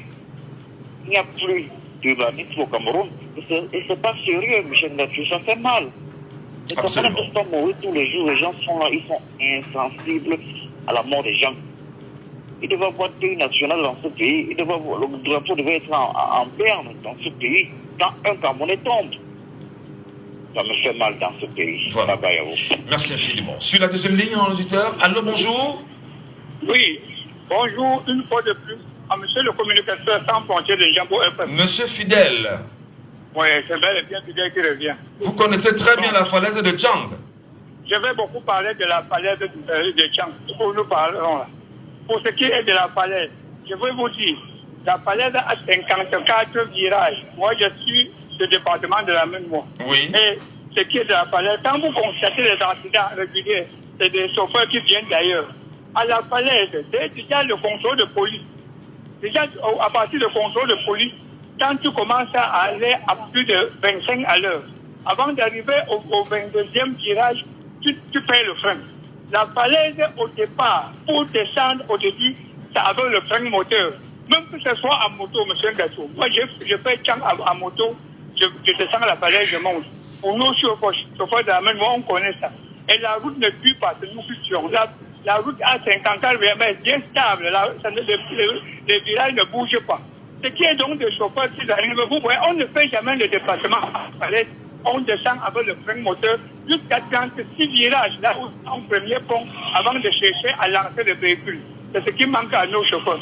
De deux, M. Gassou, il y a une route à partir de Santo que les Allemands avaient conçue. Que peut-être les rails devaient passer là pour aller à Congo, dont on est sorti à Tchang, sans aucune montée. Je ne sais pas pourquoi l'État de Cameroun n'a pas mis cette route que les Allemands avaient fait à la Maine-Moi en valeur pour éviter la falaise. Autant des choses. Rappelez-nous, la route part d'où à où? La route, après le premier pont qui est dans la ville de Santo, ça devait la même gauche, en allant vers F4, donc ça dit Fondora, Fossonwantek, tout ça. C'est les Allemands qui avaient fait cette route. Ça existe bel et bien. On ne grimpe même pas la falaise. Ça devait contourner et sortir. Donc c'est un contournement où c'était prévu. Même le train, s'il arrive que le train aille à Bamenda, c'est pas cette voie où je vous dis que les Allemands avaient fait. C'est dans nos plantations. Je maîtrise bien cette route, M. Gassou. Allez demander au nature de centre, on va vous montrer cette route. Alors, ça veut dire qu'une route comme ça existe, fidèle. Une route comme ça, il faut simplement l'aménager. C'est dans nos plantations, M. Gassou. Et il faut simplement l'aménager en réalité. Si on faisait cette route, il n'y a plus de falaise, il n'y a pas d'accident à la falaise. Ça existe bel et bien, ça passe dans nos plantations. C'est une route que je maîtrise bien, M. Gassou. Très bien. Merci. À vous de contrôler et rendre le verdict au peuple camerounais. Ça existe bel et bien. Voilà. Nous espérons bien évidemment que cette émission sera bien sûr partagée jusqu'au niveau du ministère du Transport, afin que non seulement l'homologue du transport transmette le message à celui des travaux publics pour lui rappeler effectivement que pour éviter de nouveaux accidents dans les jours ou dans les mois qui vont suivre, il y a cette route-là qu'il faudrait bien sûr aménager. Maintenant, on en reparle. Nous avons quelqu'un sur TikTok qui nous attend, c'est Lavi. On prend Lavi en direct pour son avis bien évidemment là-dessus. Alors bonjour Lavi. Bonjour Monsieur Gachou, comment vous allez? Bonjour pour le prix. Merci beaucoup. Alors justement, non seulement vous êtes en direct sur le panel, vous êtes également en direct sur la radio Jambo FM. Quelle lecture vous faites des nombreux accidents que nous reconnaissons aujourd'hui à la falaise de Tchang, notamment le dernier en date qui a fait 10 morts hier? Bon, c'est regrettable ces décès. Bon, je pense que ces décès pouvaient l'éviter puisque beaucoup, les Camerounais le dénoncent par rapport à la falaise de Tchangla. Je pense qu'on a tellement dénoncé qu'il y a trop d'accidents que le ministre chargé des routes doit s'occuper de ce cas, mais on voit aucune réponse. Et on voit aussi les Camerounais qui restent silencieux face à ce qui se passe face aux accidents qu'on dénonce parfois dans les réseaux sociaux, dans les chaînes télévisées. Je remets la faute aussi à la responsabilité des Camerounais qui restent parfois silencieux au lieu de dénoncer. Alors, dans la dénonciation, qu'est-ce que tu attends des Camerounais? Qu'est-ce qu'ils doivent dire concrètement pour dénoncer afin d'avoir certainement l'impact que tu recherches au niveau de l'action gouvernementale? Je demande aux Camerounais, lorsque le ministre des Travaux ne réagit pas, au lieu de faire une manifestation devant son bureau, exiger une bonne route vers la falaise des Tchang, aussi dans les autres routes du Cameroun. D'accord. Donc, pour vous, les Camerounais devraient se lever, manifester devant le ministère des Travaux publics et lui revendiquer de nous donner de bonnes routes afin d'éviter ces accidents-là, à la longue. Oui, je pense que c'est ça. Parce que le fait de parler sur les réseaux sociaux, bon, ça n'arrange pas les choses. Bon, la meilleure façon, c'est de marcher devant ses bureaux. Avec les photos des accidents, le montrer, voici le travail qu'il fait. Le mauvais travail qu'il donne aux Camerounais.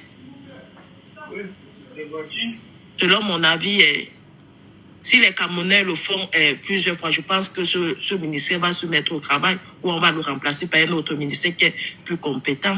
Super. C'est bien sûr votre point de vue, l'avis, nous respectons. Merci beaucoup pour votre intervention ce matin. Nous sommes en direct sur la radio.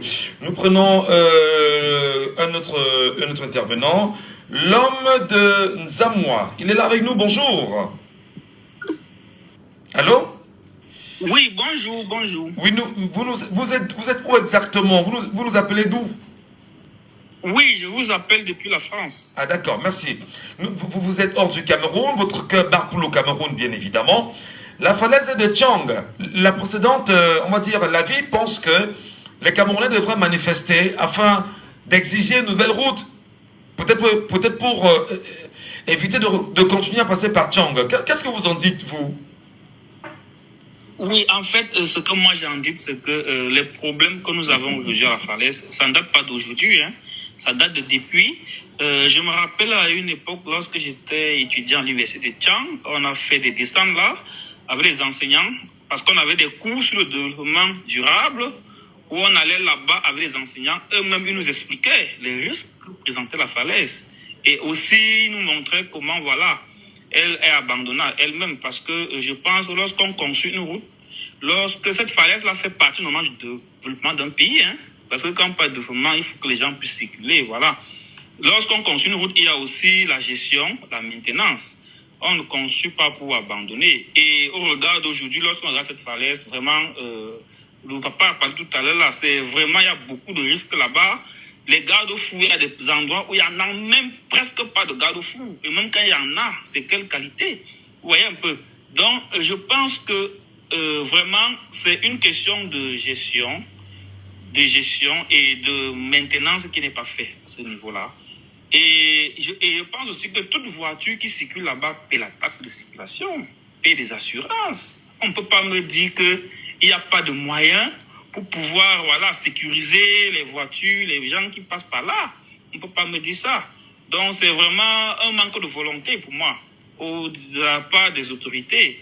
Voilà. Et on ne peut pas demander aux pauvres populations d'aller, voilà, qui vont aller peut-être, je ne sais pas, j'ai écouté certains disaient que les populations doivent s'arranger pour gérer ça. Non, je ne pense pas. Et vous avez demandé, est-ce que les populations doivent gréver? Bon, je pense que dans le seul recours qu'une population... Non, j'ai repris l'expression de la sœur qui demandait qu'il faudrait que les gens apprennent à aller manifester. Et je disais, mais même s'ils le faisaient, est-ce que ceci va résorber le problème des accidents pendant qu'on y est? C'est un peu ça.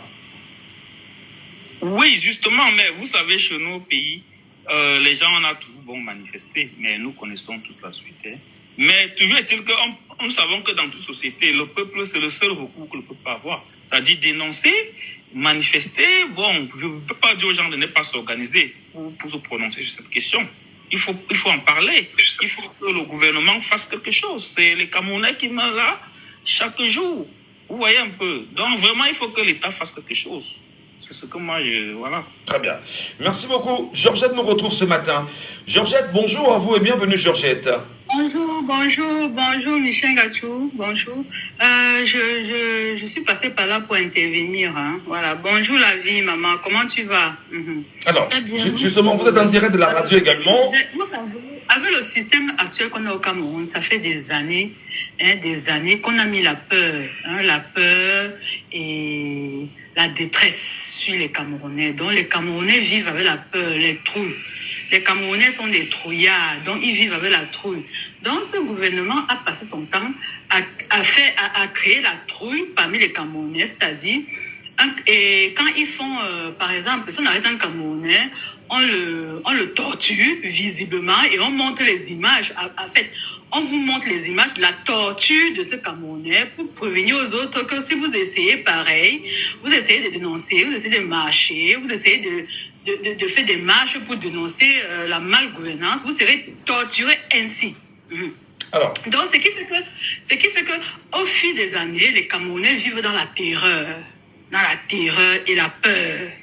Même ceux qui viennent aujourd'hui nous insulter, nous qui dénonçons, nous aurons dénoncé parce que nous sommes à l'extérieur, on dénonce, ils nous appellent, venez faire ça ici. Donc, les Camerounais, le peuple camerounais, les citoyens camerounais sont de nos nos propres, comment on peut dire ça, nos propres dictateurs. Donc, ils nous dictent, nous, ici en France, peut-être en Europe, en Allemagne, aux États-Unis, nous qui dénonçons, parce qu'on veut leur bien.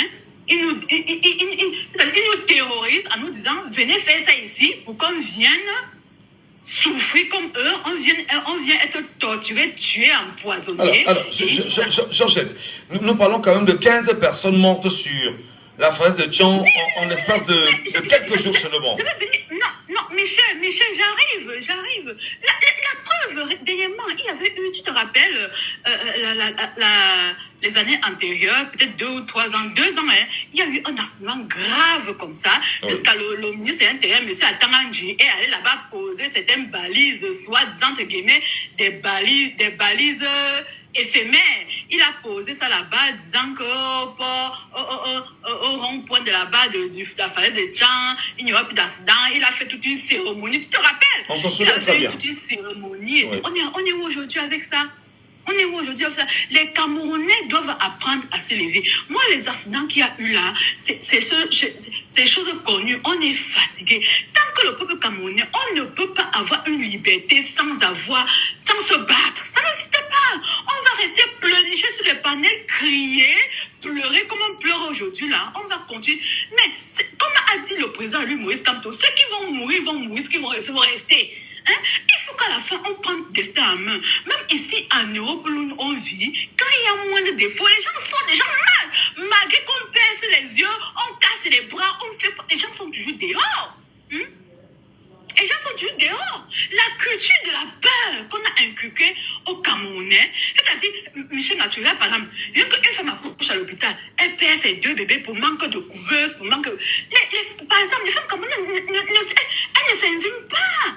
Est-ce que tu as vu quelque part où elles sont indignées, quelque part ou quoi que ce soit? Rien ne fait. Rien que seulement en commençant, rien que le simple fait basique, hein, de s'indigner d'une femme qui accouche et qui est enchaînée à l'hôpital. Les femmes camerounaises, nous les mamans, les enfants, on ne s'indigne pas. Hein? Combien de fois un accident où 15 personnes sont mortes sur la route, je ne sais pas où, sur une piste de l'époque coloniale de 1900, avant Jésus-Christ, avant quoi, les gens sont morts là-bas. On va venir s'indigner pour ça. Rien que seulement au quartier, les accidents sur un rond-point mal tracé, mal fait, les gens ne s'indignent pas. Combien de fois les gens qui sont morts sur une route, piste de l'époque après-coloniale, on va s'indigner. Hein, Michel? Hein? Donc il faut qu'à la fin, on va tourner tout autour du pot. Tant que le peuple camerounais, si on ne s'unit pas pour manifester, pour chasser ces gens-là, on va toujours comme ça. Après 2018 va passer, 2024 va passer, on va continuer à faire les plateaux et les plateaux et les plateaux et les plateaux à n'en finir. Hein? Vous voyez un peu. Donc, mon problème, c'est que ce monsieur qui est là à la tête du Cameroun, il a eu un contrat à durée indéterminée et son contrat est en train de tirer à la fin. Et on est en train de voir tous que son contrat à durée indéterminée est en train de tirer à la fin. Ce qui fait qu'il y a autant de dégâts. Chacun vole là où il veut. Chacun tue là où il peut. À son niveau. Et ça ne va nulle part. La justice, il n'y en a pas. Il n'y a rien à faire. Donc, si nous, les peuples camerounais, le Cameroun nous appartient à nous. Nous, on va partir, on va laisser le Cameroun. Hein? Et d'autres viennent. Donc, sinon, on ne fait pas de partir. On se bat aujourd'hui pour laisser quelque chose de bien et d'honnête à nos enfants. Qui va le faire? C'est pas les gens de l'Union européenne, qui va venir faire te plaindre. Attendez, si pour eux, là, pour eux, c'est quoi? Si on nomme même tout ça, ça les arrange, ça facilite les choses. Hein? Ça facilite. Donc, on va rester tout à pleurnicher. Il y a 15 mois là-bas. Le peuple camerounais doit se lever. Ceux qui vont rester, ceux qui vont mourir. Point barre. Voilà. C'est votre point de vue, Georgette, que nous respectons. Merci. Nous sommes en démocratie, effectivement. Voilà. Et puis nous respectons votre point de vue. Merci beaucoup, Georgette. Ça, c'est mon point de vue. Voilà. Franchement, ça, c'est mon point de vue. Merci beaucoup, voilà. Georgette. Merci beaucoup, Michel. Sur WhatsApp, on a un auditeur sur WhatsApp en même temps. Allô, bonjour. Oui, bonjour, Michel. Bienvenue, mon cher. C'est Donald. Oui, bonjour, Michel. Oui, Donald, appareil. Donald, on dénombre encore des morts sur la falaise de Tchang. Qu'est-ce qui pour vous peut justifier? Aïe. Le son n'est pas bon, Donald. C'est bon. Je vous écoute. Oui, mais il y a un bruit là qu'on reçoit qui n'est pas correct. Voilà. Vous voulez bien vous écarter et répondre loin des bruits, s'il vous plaît. D'accord. D'accord, c'est bon, c'est bon. Nous vous écoutons. Donc, c'est vraiment désolant qu'à moins d'une semaine, que les hécatombes, toujours sur le même tronçon. Mais qu'est-ce qui se passe réellement avec cette falaise? Moi, je pense que moi-même, j'ai eu à prendre ces routes, pas une fois, pas deux fois. Mais je ne sais pas si c'est que quand les conducteurs prennent ces routes, je ne sais pas ce qui se passe. Parce que nous-mêmes, on a été, c'est-à-dire, comme on dit souvent, c'est que Dieu est avec nous. Peut-être qu'aujourd'hui, je ne serai plus là pour vous appeler. Parce que nous ne comprenons pas ce qui arrive. On a l'impression qu'il y a un certain relâchement des chauffeurs lorsqu'ils sont sur cette route. Vous allez voir, là-bas, on a limité les routes à 30 km. Je voulais dire c'était 30 km par heure. Donc, vous allez vous rendre compte qu'il y a quand même des gens qui réussissent d'espoir depuis ici les dépassements. Et c'était le cas pour nous. Pour dire quoi? Pour dire que vraiment, nous savons que nous n'avons pas assez de routes. Nous n'avons pas les routes adaptées, nous n'avons pas assez d'infrastructures, mais je pense que la responsabilité humaine est en premier. Mais Donald, oui. Juste une solution évoquée, et vous nous donnerez bien sûr votre avis. Est-ce qu'au moins sur cette falaise de Tchang, on peut au moins avoir des postes de contrôle permanents sur cette falaise-là pour se rassurer au moins que les gens respectent les kilométrages?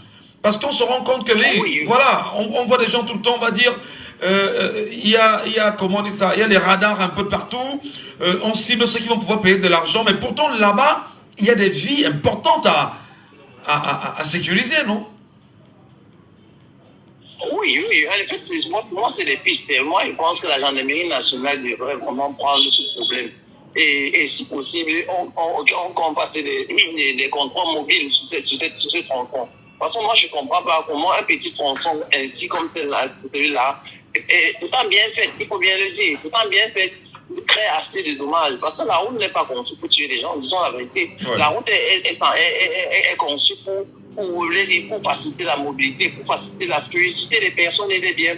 Bon, si maintenant une route devient plutôt, devient plutôt un cimetière, on doit se questionner. Et moi, j'ai dit, la meilleure façon pour résoudre ce problème d'abord, c'est de questionner les responsabilités des uns et des autres.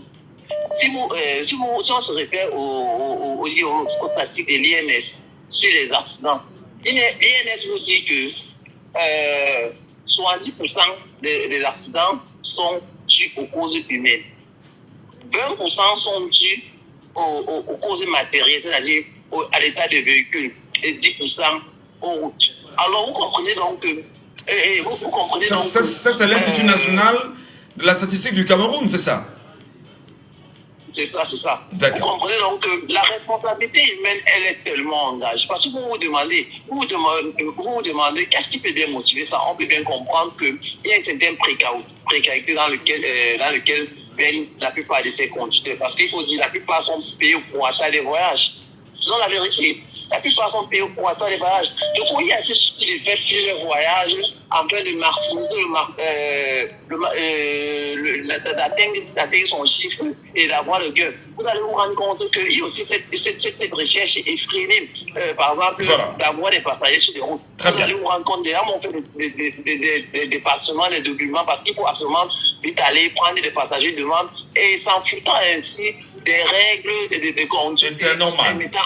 C'est inacceptable. Oui. C'est inacceptable. C'est très vrai. Oui. Et maintenant, vous allez vous rendre compte. Moi maintenant, il faut très rapidement. Oui, il faut aussi tenir compte que la densité humaine, elle est évolutive. Maintenant, il faut adapter nos infrastructures par rapport à cette densité humaine. Par exemple, moi, je trouve qu'aujourd'hui, en 2024, on pourrait, par exemple, penser à mettre des autoroutes sur les nationales. Là, on n'aura plus des accidents frontaux. Parce que généralement, vous allez vous rendre compte, qu'est-ce qui cause plus d'accidents sur nos routes? C'est le troisième dépassement. C'est le troisième dépassement. Sur 100% d'accidents que vous allez prendre, vous allez vous rendre au moins 80% sont des dépassements. En troisième position. Merci Donald. Merci beaucoup Donald. Il y a eu quand même 5 minutes là-dessus. Hein. Malheureusement il est parti de l'autre côté là-bas. Beaucoup de réactions sur cette question concernant l'accident que nous avions eu hier sur la falaise de Djang. Il y a d'ailleurs Gauthier Ndoche qui dit que depuis 40 ans, restez toujours à questionner vos responsabilités. Il y a même la folie au Cameroun. Tous des zinzins. Ah ben voilà, c'est son point de vue. Hein. En tant que citoyen, nous le respectons. Il y a Jack of London qui dit que les élections arrivent et ils font leur travail qu'ils n'ont bien faire. Tuer les enfants des autres pour se maintenir au pouvoir. Ce problème est mystique. Voilà. On s'arrête là. Hein. C'est bien sûr des réactions que nous avons de nos Camerounais qui réagissent sur pendant du temps en ligne. Allô, bonjour. Oui, monsieur Ngatou, bonjour. Bonjour, monsieur. Bienvenue. Gagnons du temps sur ce sujet, s'il vous plaît. Oui, merci, monsieur Ngatou. Nous vous appelons comment? Oui, c'est Pascal qui est en ligne. Pascal, vous êtes le dernier auditeur à réagir sur ce sujet parce qu'on a un deuxième, on a un troisième. Qu'est-ce que vous en dites, Pascal? Qu'est-ce qu'il faut faire pour stopper la saignée à la falaise de Djang? On pense qu'il faut revoir l'ancienne voie par laquelle, qui avait été construite par les Allemands. D'autres disent qu'il faut des autoroutes, cette fois-ci. Monsieur Michel Ngatou, est-ce que c'est seulement à la falaise de Djang qu'on a fait des situations? Non, pas du tout, dans tout le Cameroun. Pas du tout. Je suis un chauffeur depuis plus de 30 ans. Et je ne suis jamais sorti de chez moi un matin, sachant que je dois faire un accident et je suis sorti. On ne prévoit pas un accident. Et aucun chauffeur ne souhaiterait jamais sortir et caler en route. Beaucoup d'auditeurs ont intervenu, vraiment, je n'ai pas compris un pan. Ils évitent ou ils ne comprennent pas. Le monde est d'abord spirituel, monsieur Ngatou. Quoi que vous fassiez, ça ne peut pas changer. Les données ne peuvent pas changer. On ne peut pas stopper les accidents. On ne peut pas arrêter les accidents. Les accidents existent depuis la nuit des temps. Je me souviens à l'époque où le ministre des Transports, l'ancien ministre des Transports, qui est aujourd'hui monsieur Bello Bouba Magari, quand il avait suspendu le transport de nuit, le matin, il y a eu un grave accident. Je ne sais pas si vous vous souvenez. Oui. Oui, il avait un papier, il avait trouvé... Il y a tellement eu d'accidents au Cameroun qu'à un moment donné... Quand il a suspendu, le matin, il y a eu un grave accident. Je ne sais pas si c'était de la route de Yaoundé ou de l'Ouest. Oui. Alors, donc les gens doivent savoir une chose, monsieur Ngatou. Les accidents, comme vous comprenez là, ce n'est pas gratuit. Les gens vont comprendre ça autrement. Ce n'est pas gratuit.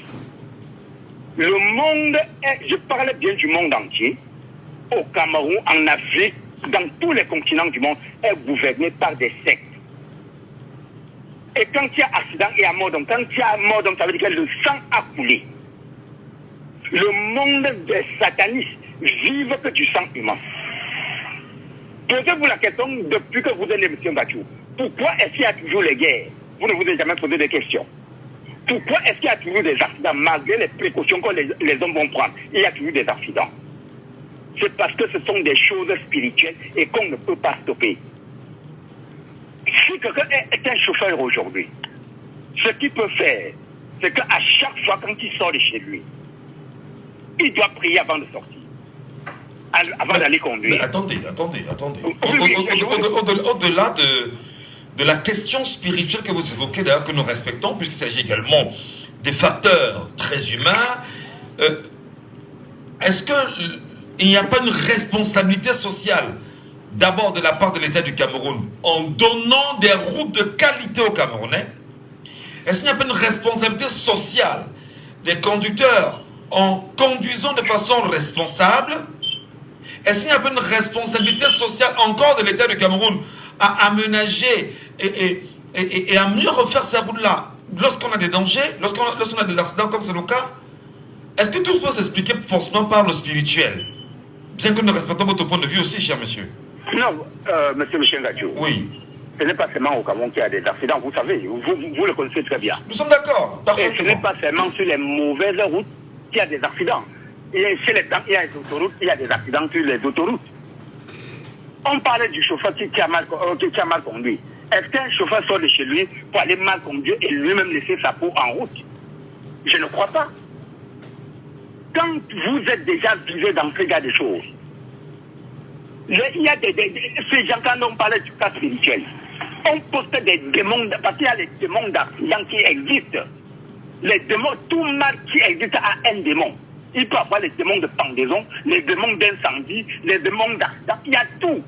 Alors, au moment où ils ont besoin de se ravitailler, ils savent très bien que voilà une route qui est tellement fréquentée. Comme ça peut ne même pas être fréquenté. Il peut poster un démon d'accident. Voilà. Et quand un chauffeur vient, c'est pas parce qu'il conduit mal. Très bien. On a compris. On a compris. Ce jour-là, tu vas faire l'accident mortel. On a compris, Pascal. On a compris vraiment, cher frère.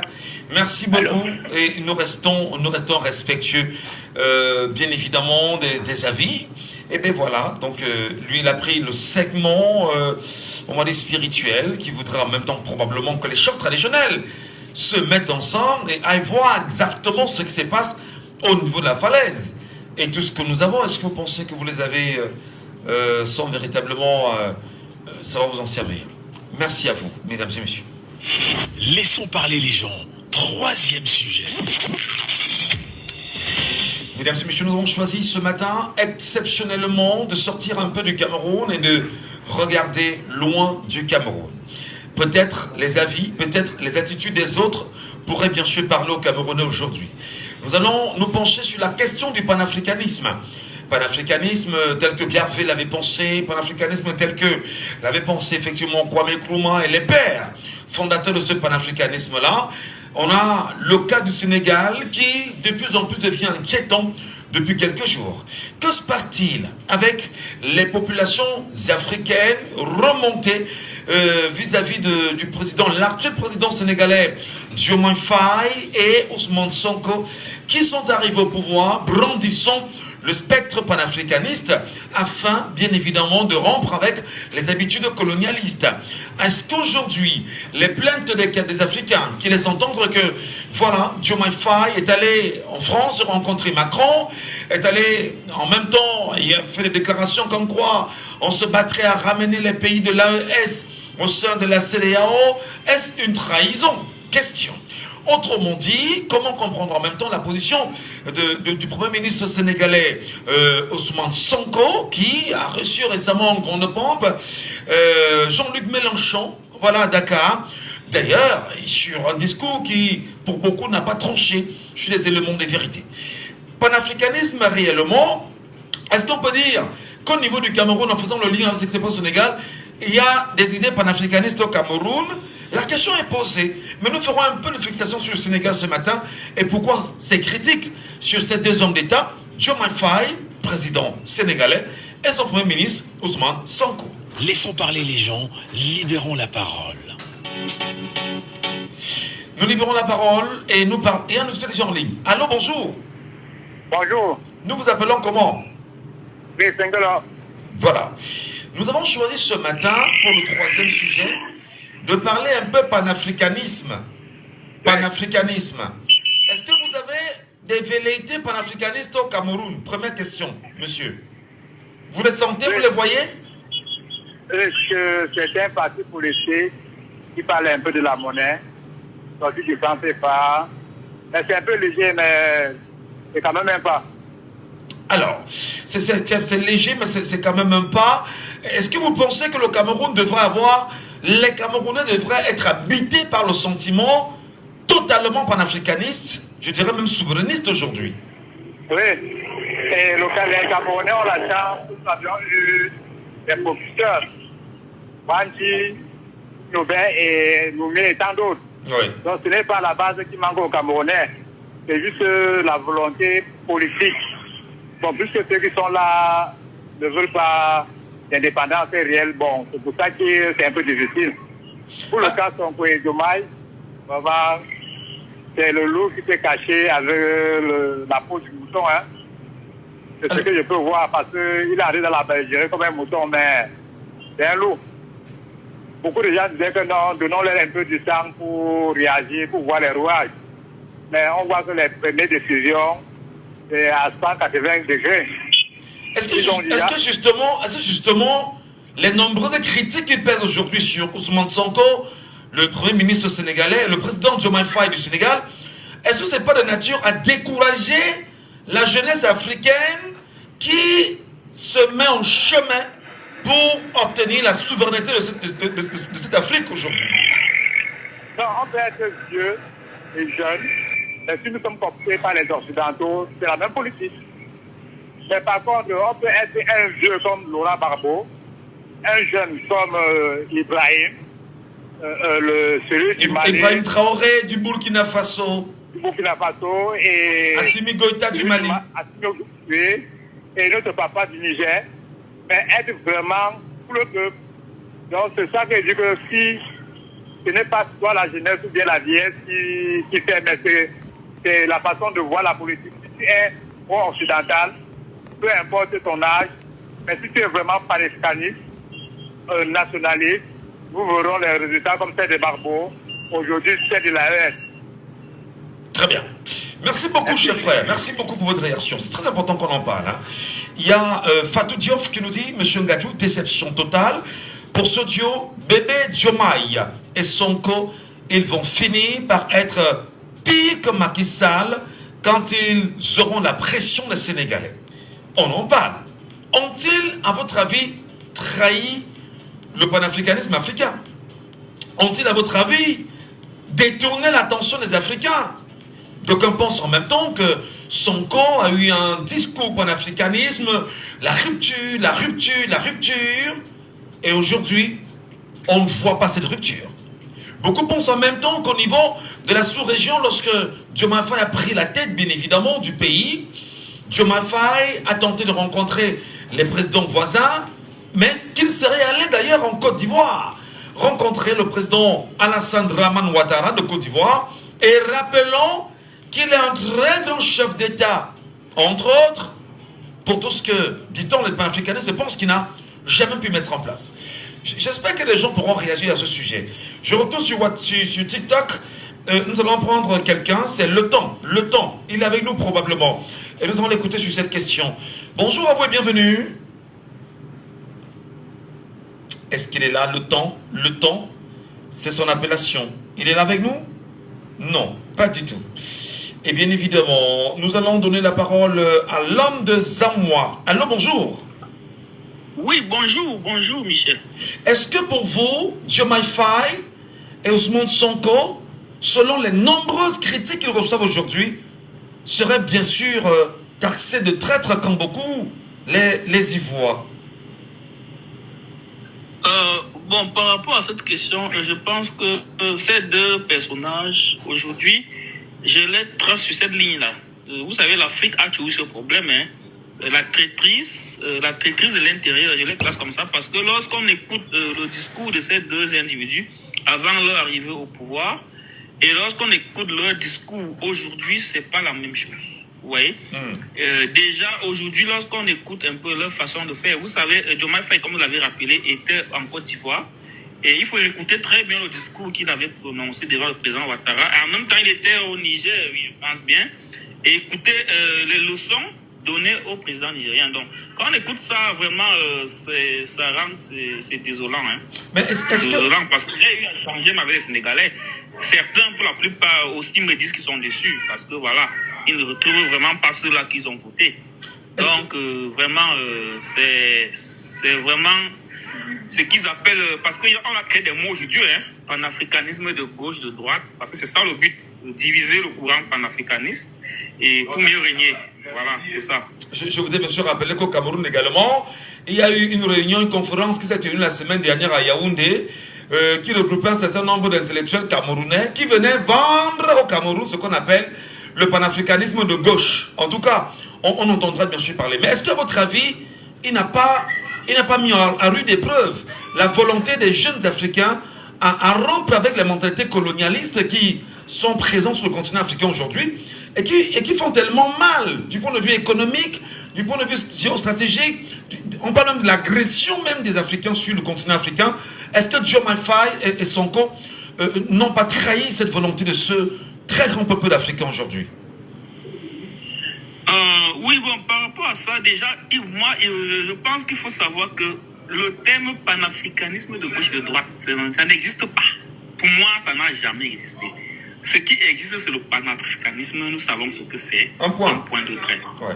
Oui. Et aujourd'hui, pour ce qui concerne nos chefs d'État, on sait, ils sont là, ils sont pas là vraiment pour leur pays. Voilà, c'est la manipulation. Et même le panafricanisme aujourd'hui qu'on a, même surtout au Cameroun, c'est pas du panafricanisme. Parce que quand vous regardez ceux-là qui représentent, surtout sur des panels comme parfois Afrique Média, c'est des gens financés par nos chefs d'État. Vous voyez? Donc ils sont pas là, voilà, quand ça arrange les chefs d'État, ils sont des panafricains, il faut tirer sur l'Occident. Voilà, et maintenant, lorsqu'il faut parler même de leur chef d'État, ceux-là, quand il faut parler du Cameroun, ils n'en parlent pas.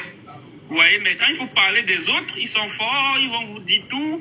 Vous voyez un peu. Donc, ça fait beaucoup mal. Parce que c'est ça, en fait, le but du néocolonialisme aujourd'hui, c'est de diviser. Parce qu'ils ont compris que le courant panafricanisme est un courant puissant qui peut redonner la liberté aujourd'hui à l'Afrique. On a vu ça au Mali, on a vu ça au Burkina. Du coup, il faut diviser ce courant panafricanisme pour mieux régner. C'est ça, quoi. Moi, c'est ma vision des choses. Voilà, vision que nous respectons, que nous écoutons. Et nous vous disons merci d'avoir réagi. Nous restons bien sûr avec nos auditeurs. Allô, bonjour sur WhatsApp. Il est avec nous sur WhatsApp. Allô, bonjour. Oui, Michel. Oui, Bertrand, bienvenue à nouveau. Alors, je voulais parler de Sonko et Diomaye, bien évidemment. Moi, je pense que c'est des personnes dans les partis qui avaient vraiment des idées panafricanistes et qui voulaient vraiment faire quelque chose, en fait. Mais la réalité du pouvoir les a rattrapés. Je pense que pour être au pouvoir, il y a eu des contrats qu'ils ont signés. Des accords. C'est mon avis à moi. Il y a eu des contrats qu'ils ont signés pour accéder au pouvoir parce que il faut comprendre que de manière stratégique, le Sénégal est un pays très important pour la France. Donc je pense qu'ils ont dû changer la politique après parce que là, ce n'était pas facile de mettre la politique en place. Bon, maintenant, ce que je peux dire, c'est que... Mais Bertrand, permettez, je vous relance. Lorsque le président, quand même, Diomaye Faye, va jusqu'à dire qu'il se battra à faire revenir dans la CEDEAO les 3 pays de l'AES, est-ce que c'est raisonnable pour vous? C'est pourquoi je vous disais tout à l'heure que moi, je pense, à mon avis, à moi, qu'il y a eu un contrat pour qu'ils accèdent à la magistrature suprême, en fait. Donc, il y avait quand même beaucoup de façons de les empêcher d'accéder à la magistrature suprême. Donc, avec tout ça, je pense que dans le contrat aussi, il y a eu le fait qu'il devait être en première ligne pour encourager le pays de l'AES de revenir dans le jour de la CEDEAO, oui. Je pense que c'est une mission qu'on lui avait consignée, en fait. Alors, donc, ça veut dire qu'en réalité, si on s'en tient à ce que vous dites, le peuple sénégalais a été trompé. Si le peuple sénégalais a été trompé, c'est la politique, voilà. Alors, donc maintenant, c'est au peuple sénégalais de réclamer, de dire que voilà, ils ont été trompés et de manifester leur mécontentement. On a d'ailleurs eu des images qui circulent sur les réseaux sociaux où d'ailleurs des Sénégalais sont en train de scander, demandant à Diomaye Faye de quitter le pouvoir, qu'il est un traître, qu'il est un menteur, chassant Ousmane Sonko. Est-ce qu'on ne peut pas dire que c'est trop tôt quand même, parce qu'on ne s'attendait pas à ça de si tôt de ce peuple sénégalais-là? C'est très tôt, c'est une déception pour le Sénégalais et c'est une déception pour les Africains panafricanistes. Bon, maintenant, il y a beaucoup de possibilités pour que le peuple sénégalais puisse faire entendre leur voix. Il y a les législatives qui arrivent bientôt. Le peuple sénégalais peut se rassembler autour de cette élection pour sanctionner Diomaye Faye et Sonko. Moi, je pense que c'est ce qu'il peut faire pour le moment. D'accord, mais au Cameroun, on n'en parle pas. Au Cameroun, il y a une semaine, on parlait d'une conférence sur le panafricanisme de gauche. D'ailleurs, David Eboutou en faisait partie, et d'autres professeurs, entre guillemets, hein, d'autres chercheurs camerounais, entre guillemets. Comment vous comprenez qu'au Cameroun, on parle plutôt d'un panafricanisme de gauche au Cameroun? Mais écoutez, Michel Ngato, ce qui concerne le Cameroun, c'est toujours du folklore. Il n'y a pas de panafricanisme de gauche. Le panafricanisme est tout simple. Donc quand vous entendez les gens vous parler du panafricanisme de gauche, c'est de la rigolade, de la fanfaronnade. Donc je pense que c'est des gens qui, en ce moment d'élection, ont bien réfléchi et veulent se mettre ensemble pour essayer de divertir les Camerounais, en fait. C'est le Camerounais qui doit être intelligent pour voir ce qui se passe devant lui. Et moi, je pense que c'est pas sérieux et que le Camerounais doit être en ce moment très attentif et voilà, suivre vraiment le candidat qui lui propose quelque chose en matière de programme. Très bien. Merci infiniment, Bertrand, pour votre réaction ce matin sur notre WhatsApp, comme vous le faites chaque fois. Et d'ailleurs, Fatou Diouf redit encore, M. Ngacho, c'est une question de compromission. C'est une question, dit-elle, de compromission. Demandez pourquoi ce duo accède si facilement au pouvoir, quand on n'est pas au pouvoir, dit-elle. Merci beaucoup. Nous parlons bien sûr du panafricanisme aujourd'hui. Les Africains comprennent-ils? Les Camerounais comprennent-ils? Et en regardant ce qui se passe aujourd'hui au Sénégal, Ousmane Sonko et Diomaye Faye sont extrêmement critiqués. Extrêmement critiqués. On sait quand même que des pays aujourd'hui comme ceux de l'AES, notamment le Mali, le Burkina Faso, le Niger, sont 3 pays qui ont choisi d'obtenir leur souveraineté. On est en même temps d'accord quand même qu'il faut rappeler que la base de la BCEAO est située exactement, on va dire, à Dakar, au Sénégal. Est-ce que la France serait pour quelque chose là-dedans? Est-ce que le colon, sentant sa mort venir, serait entré en négociation avec ces derniers? Qu'est-ce qui peut expliquer en même temps que Ousmane Sonko accepte de recevoir, on va dire, Jean-Luc Mélenchon, ça continue de faire débat aujourd'hui. Auditeur en ligne, monsieur Lepako, bonjour. Allô? Oui, allô. Bonjour à vous, bienvenue, cher frère. Bonjour, monsieur Ngacho. Bonjour aux auditeurs de Jambo. La question panafricaine, la question du panafricanisme, est-ce qu'elle vous parle, monsieur Lepako? Mais bien évidemment, monsieur Ngacho, la question panafricaine nous parle énormément. Ça nous parle tellement que je ne pense pas qu'en très peu de temps, je peux donner mon avis là-dessus parce que j'ai fait vraiment beaucoup de lectures depuis Marcus Garvey jusqu'au dernier en nom, Kwame Nkrumah. Ouais. Et je dois vous dire que ce n'est pas un sujet qu'on peut aborder comme ça en quelques minutes parce qu'il faut d'abord le définir. Parce que c'est dans la définition qu'on va comprendre pourquoi l'Occident s'est lancé dans cette manipulation que nous voyons actuellement. Donc voir les gens comme des Bouba ou Mobutu devenir des panafricanistes comme ça d'un coup, c'est vraiment le signe que c'est une nouvelle façon de venir corrompre la politique, surtout camerounaise. Donc, honnêtement, je préfère m'arrêter là parce qu'on n'a pas assez de temps. J'aurais pu... Si vous souhaitez, vous mettez vous prenez 2 heures sur le panafricanisme, ça va vraiment aider les Africains. Et en particulier on le fera vraiment. Mais bon, on se dit, puisque vous êtes déjà là quand même, Sonko, Diomaye, vachement critiqué aujourd'hui, à moins 100 jours de leur prestation de serment. Est-ce que vous ne trouvez pas que le peuple sénégalais est un peuple qui est réellement debout? Parce que hier encore et avant-hier, il était dans les rues pour leur dire « Partez, quittez, vous nous avez trompés ». Non, moi je pense que je dois être très honnête là-dessus. Je suis un joueur de damier. Oui. Vous savez, le damier c'est comme un jeu de dames. Et tout. Donc parfois vous donnez des pions à l'adversaire, il bouffe, mais il ne sait pas que vous allez atterrir derrière sa barrière. Donc, moi pour l'instant, je trouve que c'est très tôt pour condamner ces jeunes-là. Parce que c'est vrai que la façon dont la France-Afrique a eu près de 100 ans pour mettre ce système en place. C'est pas un système facile à détruire parce que dès que vous voulez lever la tête, vous constatez que même la femme qui est à côté de vous dans votre lit fait partie du système.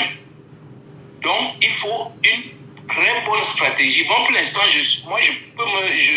je prends encore le risque de penser que Diomaye Faye et l'autre font de la ruse. C'est-à-dire, ils ont une action à mener et ils se disent, si on avance terriblement à découvert, on sera buté même par nos propres amis avec qui on mange tous les jours. Donc, il faut jouer. Mais il faut pas que ça dure longtemps. C'est la seule chose que je peux accorder au peuple sénégalais, au peuple africain. Il ne faut pas que ce jeu-là dure longtemps. Vous pouvez dire aux Occidentaux ce qu'ils veulent entendre, mais mettre en pratique votre politique de rupture. Ouais. Oui. S'ils restent là à faire ce qu'ils sont en train de faire là, je dis ça ne va pas durer. Mais s'ils l'utilisent comme ruse, et c'est ce que je souhaite, j'espère que ça va marcher. Mais sinon, je vais, comme je vous ai dit, ramenez-nous ce sujet, on va en parler. J'appelais, parce que vous savez, c'est très difficile de vous avoir, j'appelais pour le deuxième sujet, par rapport aux accidents au Cameroun. Monsieur Michel Gatou, je le redis encore aux Camerounais, depuis l'arrivée du président Paul Biya, il a été programmé pour nous détruire. Quand je dis souvent ça, on me dit que j'utilise des mots très forts. Je dis que le président jusqu'ici, moi je pense que c'est trop fort quand même, hein, de le dire comme ça. Voilà. Non, je vous dis, imaginez-vous que le président Amadou Ahidjo avait financé l'autoroute Douala-Yaoundé.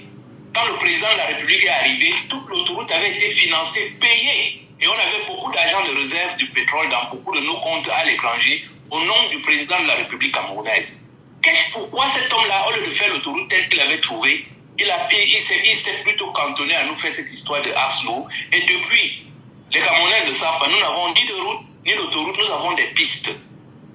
Et pourquoi je dis que le président Paul Biya utilise la route pour détruire les Camerounais, mais c'est pas le sportif qu'on a vu là, c'est pas le premier à avoir, on en a failli mourir sur la même route. Et combien de professeurs sont morts sur ces routes-là? Donc je dis, c'est un plan programmé. Parce que la route que vous voyez là, monsieur Michel Gatou, il y a trois paramètres importants. Il y a l'état de la route, il y a l'état des voitures et il y a la qualité des conducteurs. De ces trois-là, il n'y en a pas au Cameroun. Vous prenez les conducteurs, on parlait des camions. Vous connaissez une auto-école où on forme les chauffeurs de camions au Cameroun? Il n'y en a pas. Donc voilà. Et les permis, ça s'achète.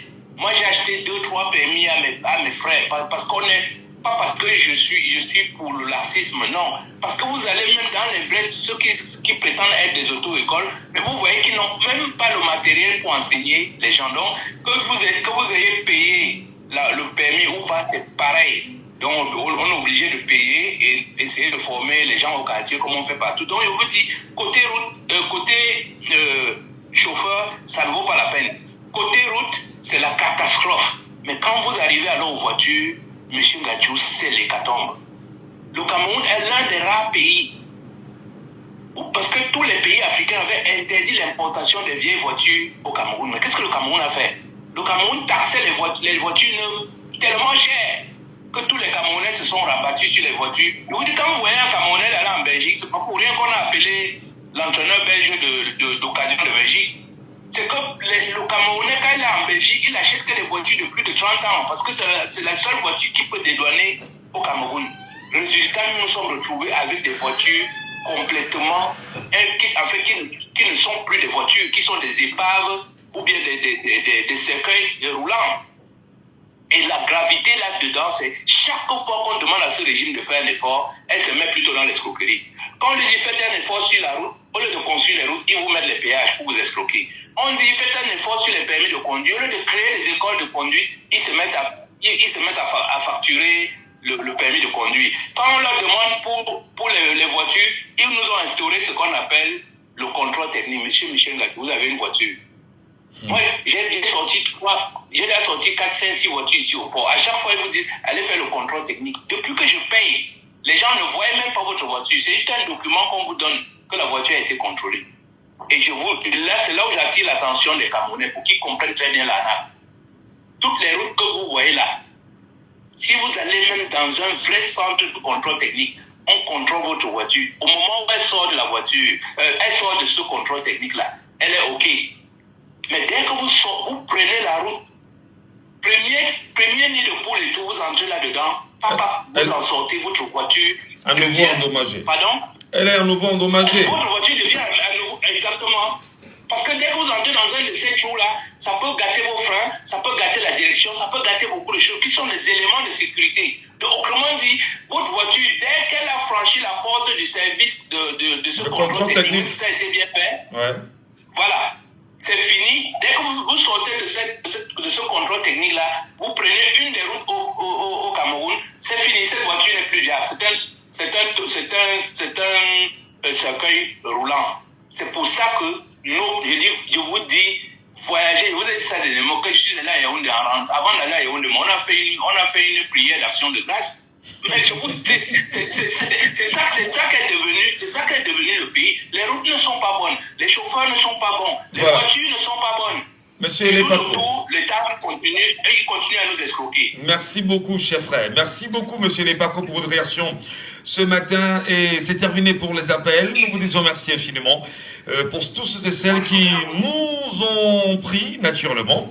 Monsieur Elebako demande de mettre en place une émission sur le panafricanisme, au moins pendant 2 heures. Nous espérons, parce qu'il y a aussi une question. Lorsque vous posez sur la table des problèmes aussi importants sur le panafricanisme, parfois les gens ne comprennent même pas ce que c'est. Et c'est bien dommage. Mais on le fera, puisque nous avons une mission d'éducation. Il y a également Emmanuel Fezé qui dit, faites une émission sur la douane camerounaise, s'il vous plaît, sur le dédouanement des voitures au port. C'est la magie. Merci à vous, mesdames et messieurs. Excellente journée à tous et à toutes. À demain, 9h. C'était Laissons parler les gens, que vous pourrez réécouter en podcast sur notre page Facebook Jambo FM 91. Jambo, Jambo, Jambo, Jambo, Jambo FM.